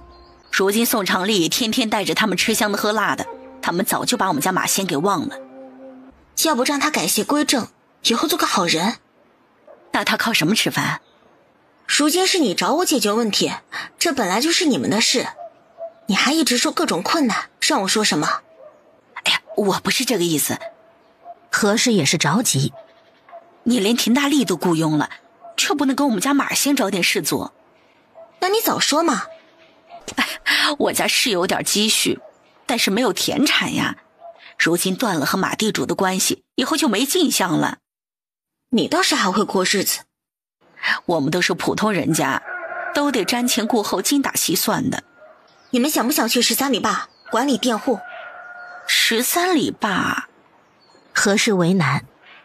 那个鸟不拉屎的地方，连佃户都不种自己村里的地。我买了那个村子的地，如今要雇佣村里的佃户，缺个人去管理。你们要是愿意就可以去。一年多少钱？多少你能接受？甘草看着何氏，怎么也得5两吧。行。如今13里坝的人闹事，他也刚好需要马仙这样的人。那我们回去收拾东西，明天就去13里坝。甘草把何氏他们送到门口，严三尺也跟了过来。你答应了他们夫妻俩什么？何氏来找我给马仙事做，我让他们去13里坝管理佃户，他们竟然非常开心。估计是怕了。怕什么？他和马婷走得近，上次也是他直接告诉马婷怎么扳倒宋代，可能是担心马地主找他们事儿。哦，我倒把他们给忘了，竟然又和我有关。和你有关，却不是因为你。所有人都错了，就没有人敢做对的事。那明天严姐姐就不用去镇上了。潘傲海和于大人在房间里谈话。这户籍统计去年才做过，按照朝廷的法度，若有特殊情况，朝廷可以随时进行统计。是这样的，没错。可是，一个小小的五华镇都敢在田亩上造假，那偿还还有多少漏洞？这次统计彻底的弄清楚偿还的田亩和壮丁，对于大人来说也是功绩。是。五华镇由我派的人去。潘傲海说完就走。于大人头大，他知道潘傲海一直在找人，可是找了这么长时间了，一点音讯都没有。第3天，马仙和严三尺就赶车去偿还了。他们出发这一天开始下蒙蒙雨了，天异常的冷。早知道这样，就不让他们这个时候去了。也是好事。好事？阴雨天劫匪都不出门。我这去了几次偿还，也没遇到劫匪。有时候不是夫人没遇到，是那些劫匪觉得没有水，就没出现。甘草无语了，他这是没被劫匪看上？那些劫匪能在这一带盘踞这么多年，也不是什么人都劫，没有水的不劫，不敢动的不劫，也就是劫一些小商贩，有些有水，又没什么势力。甘草恍然，劫匪也有属于劫匪的生存法则。我见过他们。长得怎么样？是不是那种刀疤脸、大光头？和普通人没两样，对马地主还很客气。形象不行，扣分。晚上的时候，雨下得大了一些。你说9叶虎角莲，真的必须等到夏天？而且要在花开一瞬的时候。那种东西若是随随便便就能采到，我也不会。甘草想，自己在那个世界怕是连渣渣都不剩了。不会什么？不会一直拖着。我去睡了。因为下雨，院子里的人都睡得比较早。唐早伺候甘草睡下，也去睡觉了。半夜的时候，门外响起了轻微的敲门声。田大力以为自己听错了，过了一会儿还有，他就到门口看了看。一个身形单薄的女子趴在他们家门口，已经昏死过去了。田大力把他拎进来，先把唐早叫醒了。唐早看人昏迷，只好把夫人也叫醒了。去烧水，先喂他喝点蜂蜜水。甘草看着躺在床上的女子，细皮嫩肉的，一看就是养尊处优的女子。等给这女子用热水泡了，喂了蜂蜜，又灌了姜汤，她才慢慢的转醒。姑娘别怕，是我家小姐救了你。谢谢你们。叫什么？曲宁，您怎么称呼？这就是我家夫人。多谢夫人救命之恩。你是又累又昏又冷才昏过去的，好好休息一下就没事了。多谢。我是大夫，你倒在我家门口，我救你是应该的。好了就走吧。我已经无处可去，求夫人收留我。你会做什么？我会做衣服。你为什么会流落到这里？我家开了个绣楼，有歹人看中我家的绣技，陷害我家入狱。刚好那天我不在家，就逃了出来。如今真没地方可以去。明天再说。早上甘草起床，曲宁已经站在甘草屋门口了。恢复得这么好，求夫人收留我。你都会做什么衣服？我什么衣服都会做，自织刺绣都会。养蚕织布呢？会，只是我知道怎么做，我自己并不是很熟练。会就行，不用熟练。甘草开心了，他奶奶要养蚕，到时候就需要这样的人才。我这里有一些水貂皮，你来看看做什么好。因为曲宁来了，甘草去堂屋和林寒一起吃早饭。你要把他留下来。以后家里的事越来越多，堂嫂一个人也忙不过来，而且奶奶想重新养蚕，她会养蚕织布，到时候你不想让她在这里，就送到奶奶那边。你都不知道这些人是什么来头，就都留下。没那么想知道。楚林寒无语了。人这一生能有几个认识了就能一直走到头，大部分都是陪着走一段，就像我治好的病人会离开一样。你真的不在意，哪怕这些人会给你惹来祸患。我是大夫，见到病人就要救治，至于以后要看眼缘。楚林寒也不再说什么，他这样问甘草，他在甘草的生命里又何尝不是这样一个人？他看了一眼外面，看到曲宁站在屋檐下，没进去和唐嫂他们一起吃饭。甘草想，曲宁的来历可能也不简单。你去吃饭吧，家里不用等着伺候。曲宁还站在那里不动。怎么了？我不该瞒夫人的，我是听说县衙在统计户籍，但凡不能说明来历的都被抓起来，所以才逃到这里。统计户籍？楚林寒在屋里也听到了，潘傲海还是用了这个手段。是，我是逃犯。你先去吃饭，我来处理。谢谢夫人。先去吃饭吧。看着曲宁去和唐嫂他们一起吃饭，甘草转身回到林寒身边。你都听到了？那个潘傲海应该是找我的。我就说嘛，他那么厉害一个人找你，你是不是更厉害？他有什么好厉害的？还有谁知道吴谢在咱们家？就袁小姐派来的那些人，还有现在家里的人。好，若是来查户籍，让他扮成我，就说我是渭南人。你确定这样行？我带着曲宁离开，躲到山里去。只要家里这边不出问题就行。你给他们都交代一下。行，一会儿我让唐嫂给你准备干粮。楚林寒看着甘草，他还真什么都不问，是觉得他也会离开。甘草吃了早饭就去找吴谢。你是渭南人？姬无谢没有回答。我好歹救了你的命，现在有个小忙需要你帮一下，你倒是给点反应啊。什么忙？扮演几天我男人。姬无谢听得目瞪口呆。他这么说，他男人知道吗？不用问什么，就是我说什么你做什么，你的诊金和药费我就不收了。我总得知道为什么吧。那你告诉我的名字是不是真名？家住哪里？是做什么的？为什么被人伤得这么重？我帮。姬无羡立马答应。这不就行了？一定要搞得那么麻烦，又不是让你做什么杀人放火的事儿。姬无羡无语，谁让自己欠人家人命呢？回头给你说一下细节。甘草笑眯眯地走了。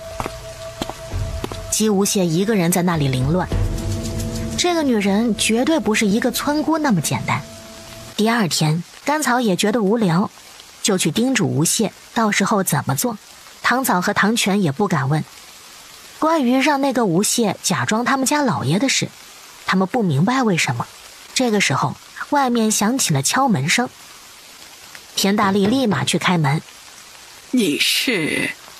奶奶，他是田大力，我雇来的护院。甘草站在屋门口，看到是他奶奶。哦，去你屋里，咱商量一点事儿。村里要统计户籍了。什么时候的事儿？李振今天去咱们家说的。这突然统计户籍，指不定是要有什么劳役，朝廷要人了。也不一定，奶奶是怕咱家人要去充劳役。不是这个，那林寒到底是哪的人啊？家里到底是怎么回事？如果他那边没有家了，那不如趁着这次统计，把他的户籍落到咱们秋水寨。这个不用吧？你要是不好说，我给他说，以后他的户籍落在这里，你们做什么也方便。我觉得我们就不用操心这种事儿了。你这丫头，天天什么都觉得不用。他到时候要是走了，你连个人都找不到。奶奶，我觉得你说的不对。怎么不对了？朱氏连自己的儿子都找不到，林寒要是真想走，谁有什么办法？我是觉得夫妻过日子要信任对方，要承认对方，而不是想着怎么拿捏对方，那日子过得多累。不是拿捏，就是想你们以后有了孩子，不管做什么都会方便一些。那我提一下，要是他不愿意就算了，也不能因为这样的事儿让我们夫妻之间有嫌隙。行。这几天下雨，楚师傅他们怎么干活？甘草转移了话题。留了几个木匠在那里做事，剩下的都回家了。好事多磨，慢慢来。要是缺钱了就跟我说。你最近又做什么啦？家里总是来很多人。就是和长环的一个大家小姐合作做面糕，她来看看。大户人家的小姐眼眸滴转呀，就是100个心眼儿，你可得小心一些。有心也没什么，就是看用在什么地方。反正我就是卖东西给她，价钱不合适了不卖就是。以前指望着你爹能出人头地，你爹不是读书的料。后来就是你3个哥哥，你大哥、二哥肯定是指望不上了。如今就剩你4个，没想过咱们家还要指望你。都是一家人，只要能过好和和睦睦的，哪有谁指望谁？咱们家不管什么时候都是你的靠山。他倒真没想过靠谁。柳氏和甘草说了一会儿话就走了。每个村子的户籍统计，县衙都会来人看着。林家原籍是哪儿啊？说是要在咱们秋水寨落户，要拿了原籍去过户的。渭南也不落户，他生病那段时间录影什么的都丢了，李伯看怎么办？这个要村里面做保，他临时住在咱们村儿即可。那就辛苦李伯了。那我就帮你跑一跑。你们最近最好在家里，不要到时候找不到人。这次核查的比较严。好。甘草应下。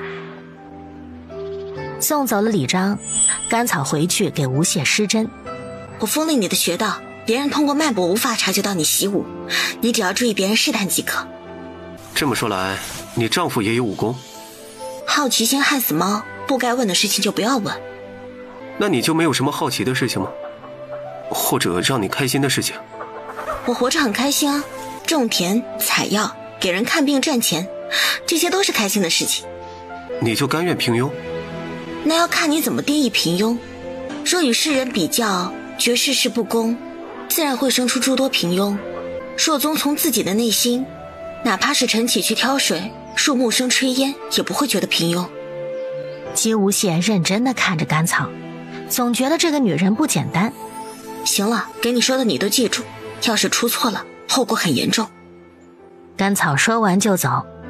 这一天快中午的时候，李章带着2个衙役和1个年轻人来。草儿，草儿，来了来了。李伯，怎么了？差爷来你家看落户了。李伯也不通知一下。堂嫂，赶快过来给差爷煮水。不用了，让你夫君出来。当家的。姬无羡穿着凌寒的衣服，戴着凌寒的围帽，慢慢地从堂屋里出来。季昭言看到出来的人戴着围帽，眼底一抹激动。让他把围帽摘下来。把围帽摘下来，给差爷看看。无羡有些不情愿地摘下围帽，看到姬无羡的容貌，季昭言眼底都是失望。叫什么？凌寒。姓什么？姓凌，名寒。哪里人？渭南。渭南哪里？季昭言逼问。渭南泰安府嗣德县树平镇凌家。甘草心里惊讶，这会不会真知道一个凌家吧？姬无羡的回答，季昭言找不到一点毛病。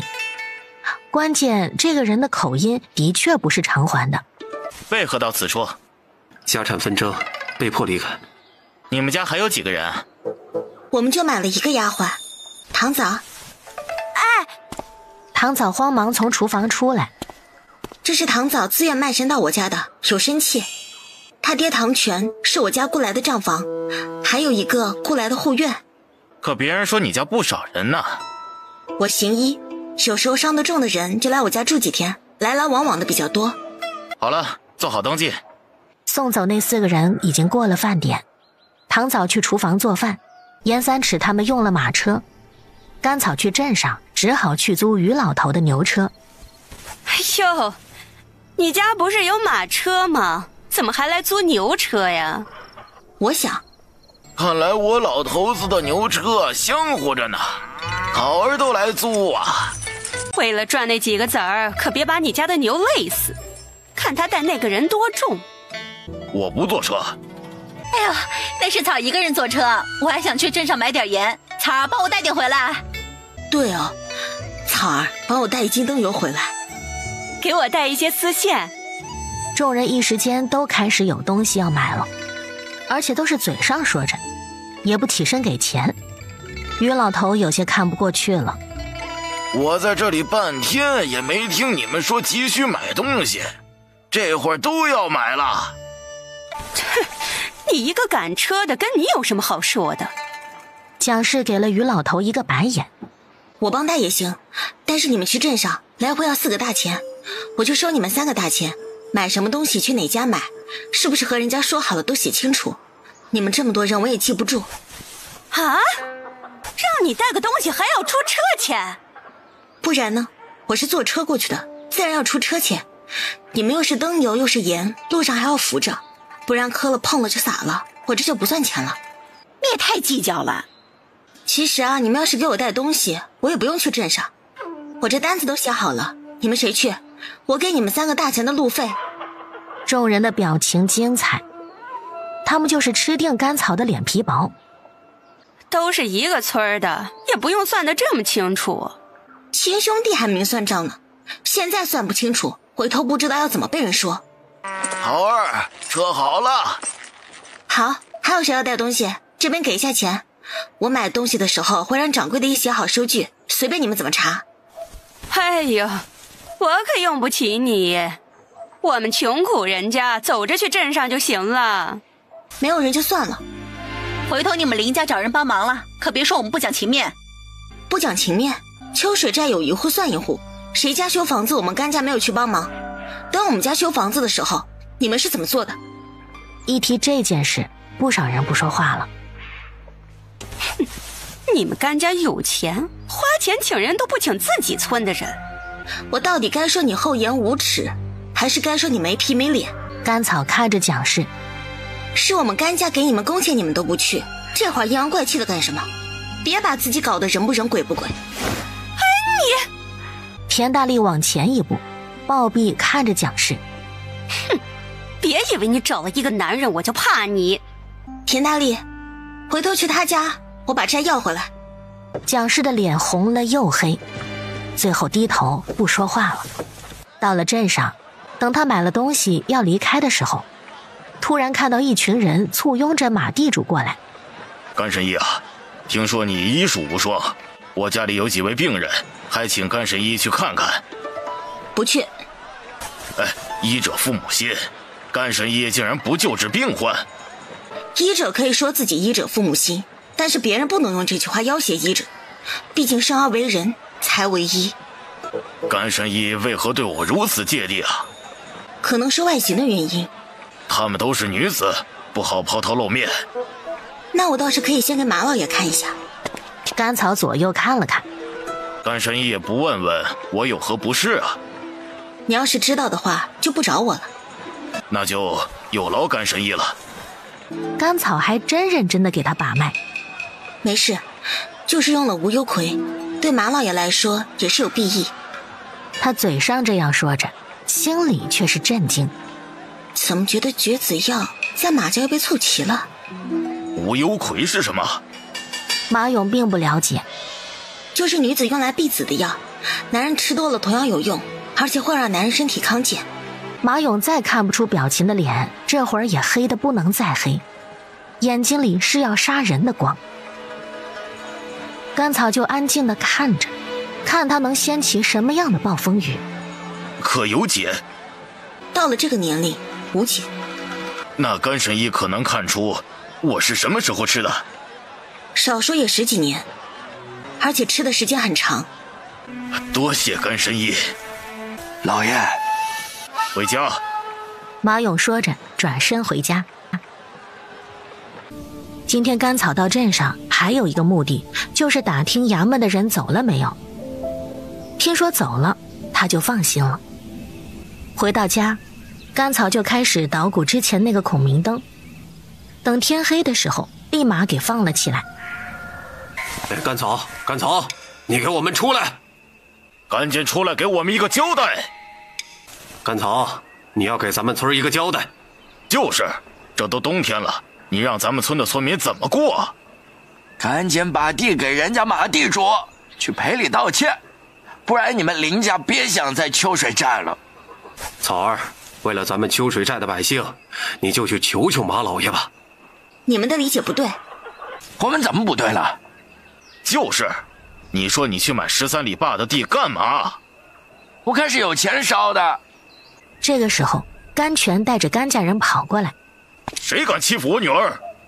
哎呀，甘泉，不是谁欺负你女儿，马地主要把咱们村周围的山林都给买了，这事儿你也知道吧？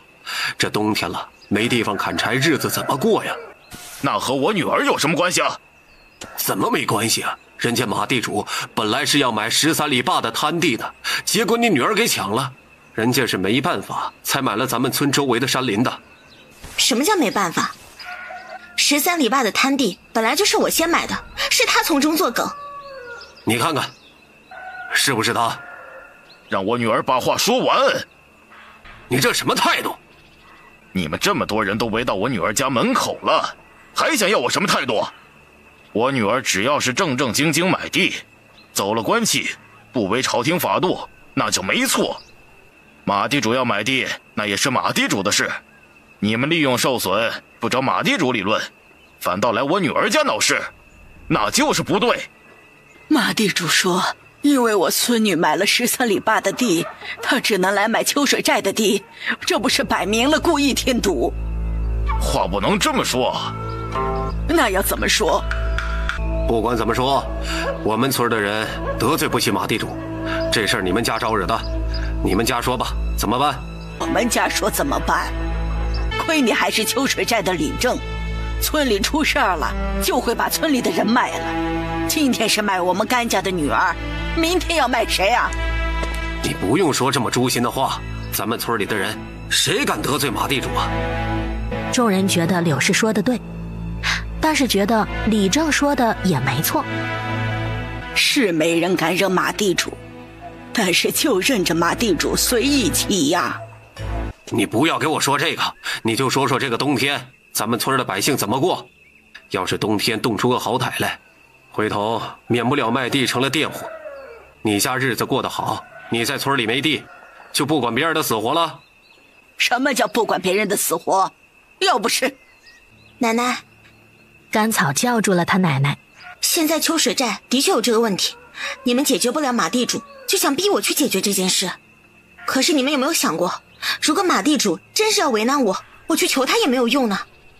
你没去，你怎么知道没用啊？那我去了没用，这个责任谁负？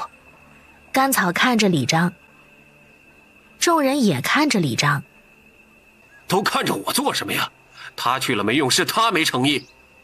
那不如这样，李正先去找一下马地主，若是说我道歉可以，我就当着全村的人面对他3跪9叩都行。这谁能给你保证啊？对啊，说白了，这件事根本就不是我的诚意问题，是马地主愿不愿意的问题。而李正也无法确定这件事，那找我又有什么意义？那你说怎么办吧？你是我们秋水寨的李正，是我们秋水寨的主心骨，这个时候让一个小丫头说怎么办？你的脸呢？李章的脸很难看，但是他无法应下这件事，或者说他压根儿就不想解决这件事。要不是他惹事儿，也不会有这么多事儿。你一口一个我孙女惹事儿，我孙女是不该保住你孙儿，还是不该救了你儿子？身为一村李正，村里人都敬重你，你却因为一己之私不停地坑村里人。谁不知道一个地主刚开始在一个村子买地，和本村的百姓有冲突，你倒好，直接把冲突引到我孙女身上了。你拿了什么好处？你胡说八道，我什么好处都拿。那你这么巴结马地主干嘛呀？你们看着我干什么？我是那样的人吗？这件事我们甘家会想想办法，总不能让村里人冬天没柴烧啊。你能想什么办法呀？不管什么办法，大家都是上有老下有小，冬天总得想办法过。有你这句话，我们就放心嘞。我看这事儿真和甘草没什么关系了。那我们就先走了，趁着还没立借庄，赶紧多砍一些柴回家。这么一说，不少人也立马离开。我看你们一家人肯定会把秋水寨的日子折腾得越来越穷。他诅咒一般说着离开。不用搭理他，你们该去干嘛去干嘛。他扭头吩咐杜氏他们。本想着买了李家的宅院住一个村子，正好有个照应，如今却成了麻烦。你们要是在镇子上住，也不会有这么多麻烦。想做事就会遇到麻烦，那人还不活了。你这丫头，为何要去13里坝买地？那里的滩地没水没肥，根本不能种庄稼，你花那冤枉钱干啥呀？我有用，不过这次的事倒是给了我一个提醒。给你提了个醒？说说，你还长能耐了。这段时间咱们甘家的日子在别人眼里是风生水起，可是和村里的人没关系。他们还想有什么关系？奶奶是想让爹当李正吧？他说着看向他爹。你这丫头倒是机灵，你不用担心。我不是担心，只是奶奶要这样做，那我们就必须和村里人有关系，还是好的关系。我们吃肉，总要让别人喝点汤，大家的日子都好了，别人也会念着我们的好。我们是外来户，本来就不容易融入这个村子。只要能赚钱，谁会不愿意？你有让他们赚钱的法子？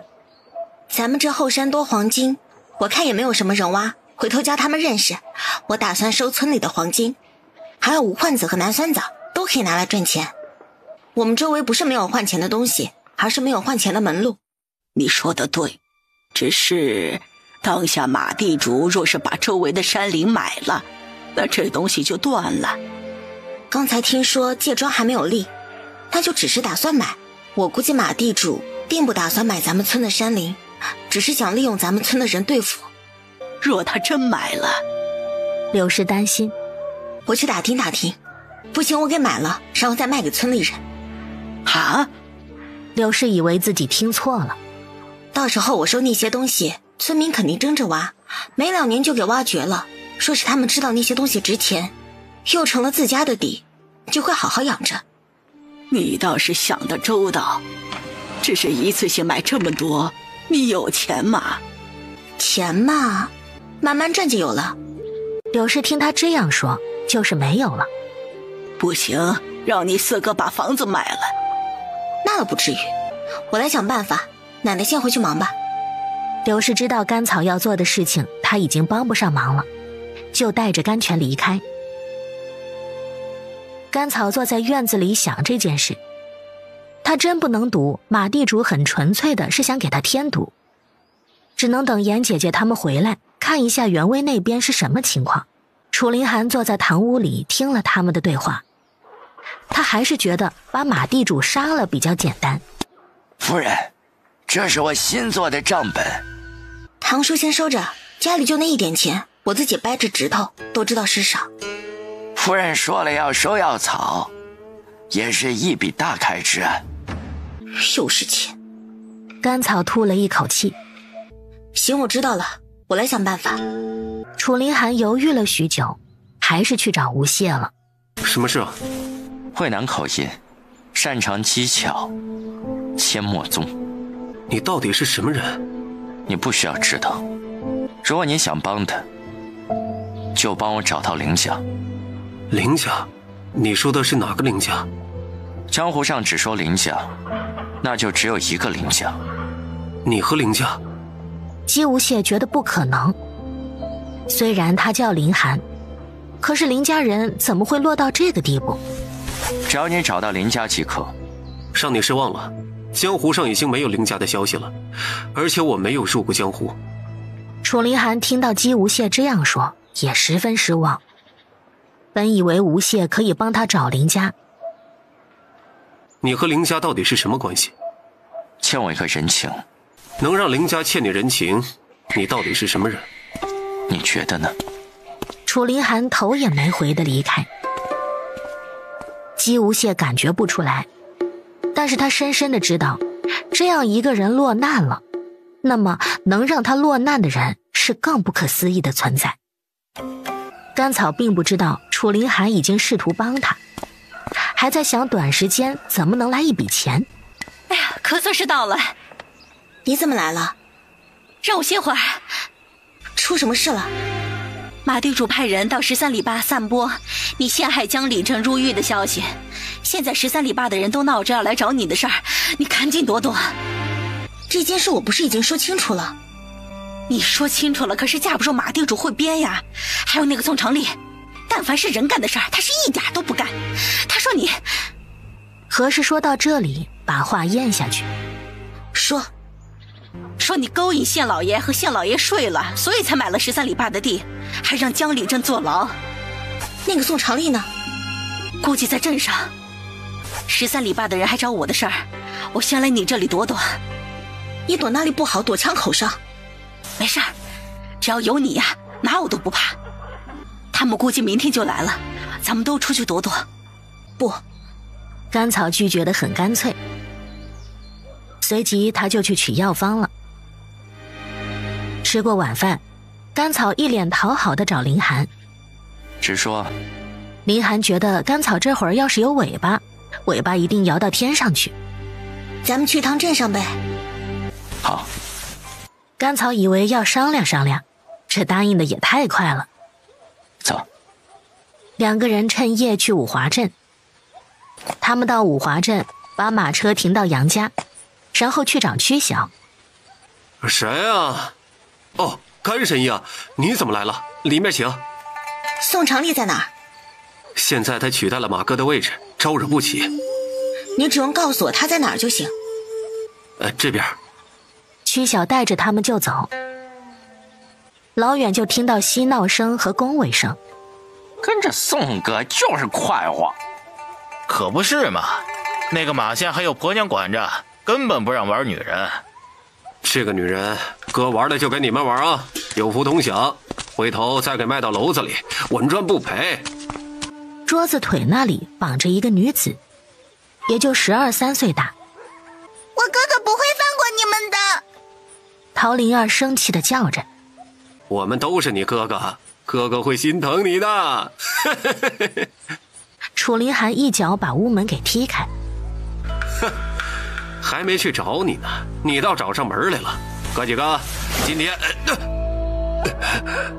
甘草一甩袖子，白色的粉末飞出，众人慌忙抬手扇。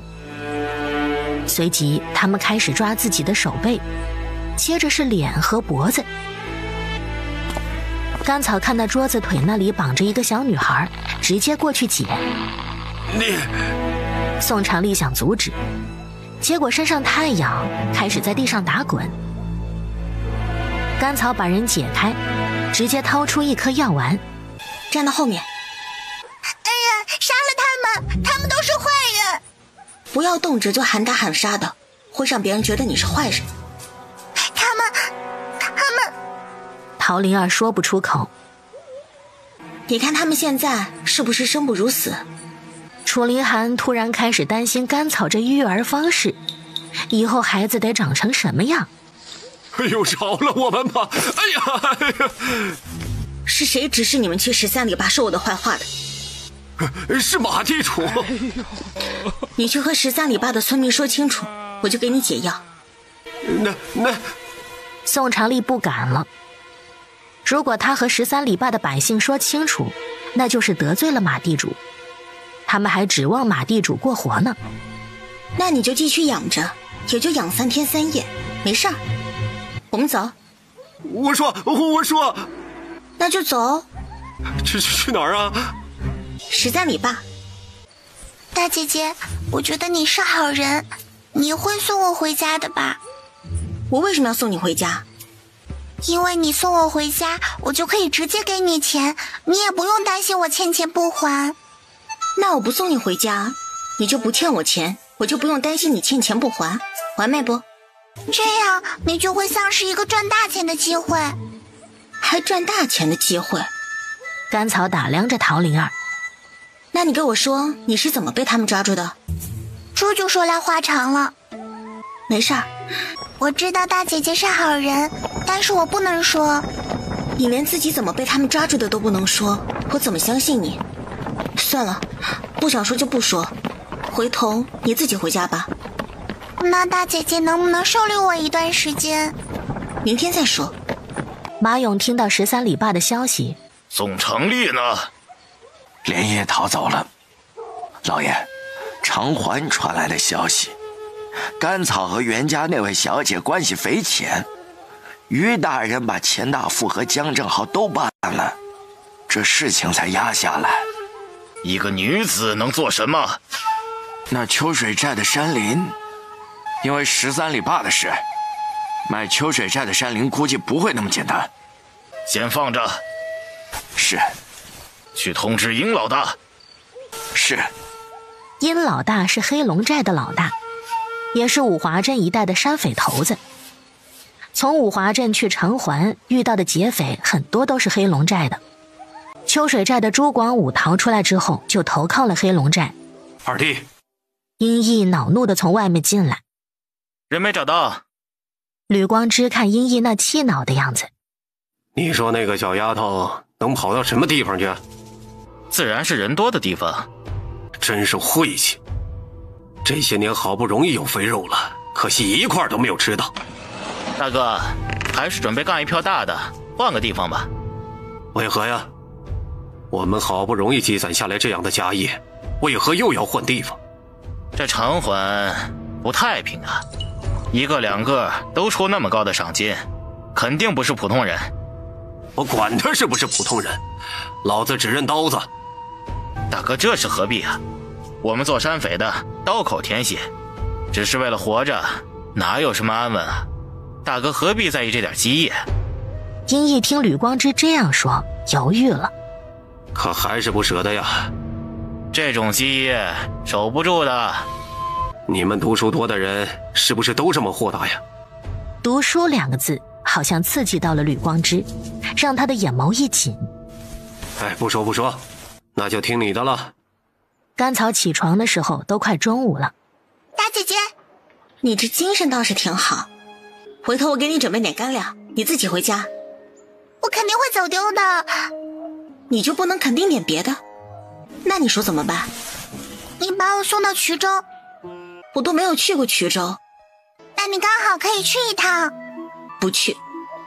大姐姐，你怎么甘愿把自己困在这么小一方天地里呢？你这小小年纪忽悠人倒是一套一套的。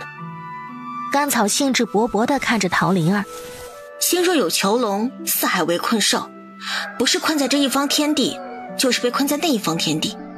外面有很多好玩的。宠辱不惊，看庭前花开花落，去留无意，望天上云卷云舒。心中存欢喜，什么都好玩。你哪儿学的？忽悠人这种事情还需要学？若是有固定的套路能学会，那就配不上忽悠二字了。陶灵儿认真地想起来，甘草看陶灵儿那认真的样子，还想套路她，小心自己被忽悠瘸了。老爷带着田大哥出门了，说中午可能不回来了。没说去哪儿？没说。你把你爹请来。唐全很快就过来。夫人找我。昨天我们晚上去了一趟13里坝，13里坝的问题算是解决了。唐叔这2天去13里坝一趟，辅助姜温家收药草，另外扶持姜温当他们村的里正。啊？唐全有点懵。接下来的药草和种仙人掌会是13里坝的主要事务。姜温认识药草，知道在哪采药草，他有很大的优势。我们在13里坝有很多地，短工、长工和佃户都会用到。我们在13里坝有很大的话语权，只要唐叔适当了，让他们明白这个道理就行。好，我下午就去。他们村那个姜长胜想当里正，唐叔要多留意一下。和唐全说完这些，唐全就去收拾东西。走，带你看看我这一方天地。一景点而已，没什么好看的。行，希望你早点翱翔。甘草说完就走。陶灵儿看着甘草潇洒地离开，她叉腰站在那里，看着甘草的背影，想自己什么时候连一个乡野村妇都忽悠不了。她一路到甘家修房子的地方。你怎么来这里了？你现在是有身子的人，好好在家养着。没事儿，我这一路过来怎么没见村里有人？都忙着砍柴了，担心马地主把周围的山林都买了，他们要给马地主砍柴。奶奶，咱们长环的位置有没有比较特殊？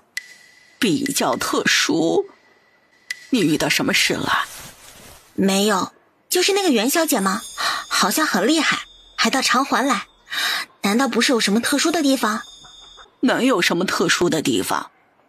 要说长环隶属衢州，衢州是大齐枢纽，是个好地方，治下多经纬之地，也算是要塞。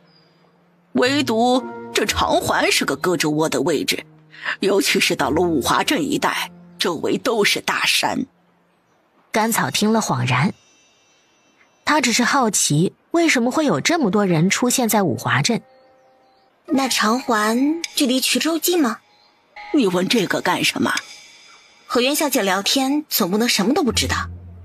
距离的不近，却是挨着衢州，中间没有别的县。奶奶，那你有没有去过衢州？大地方没小地方安稳，小船不要在大浪里行。甘草听他奶奶这样说，是不想继续说这件事。又和他奶奶聊了一会儿，甘草就离开了。你少吃点。甘草一进门就看到陶灵儿在吃酸枣糕。在哪买的？真好吃。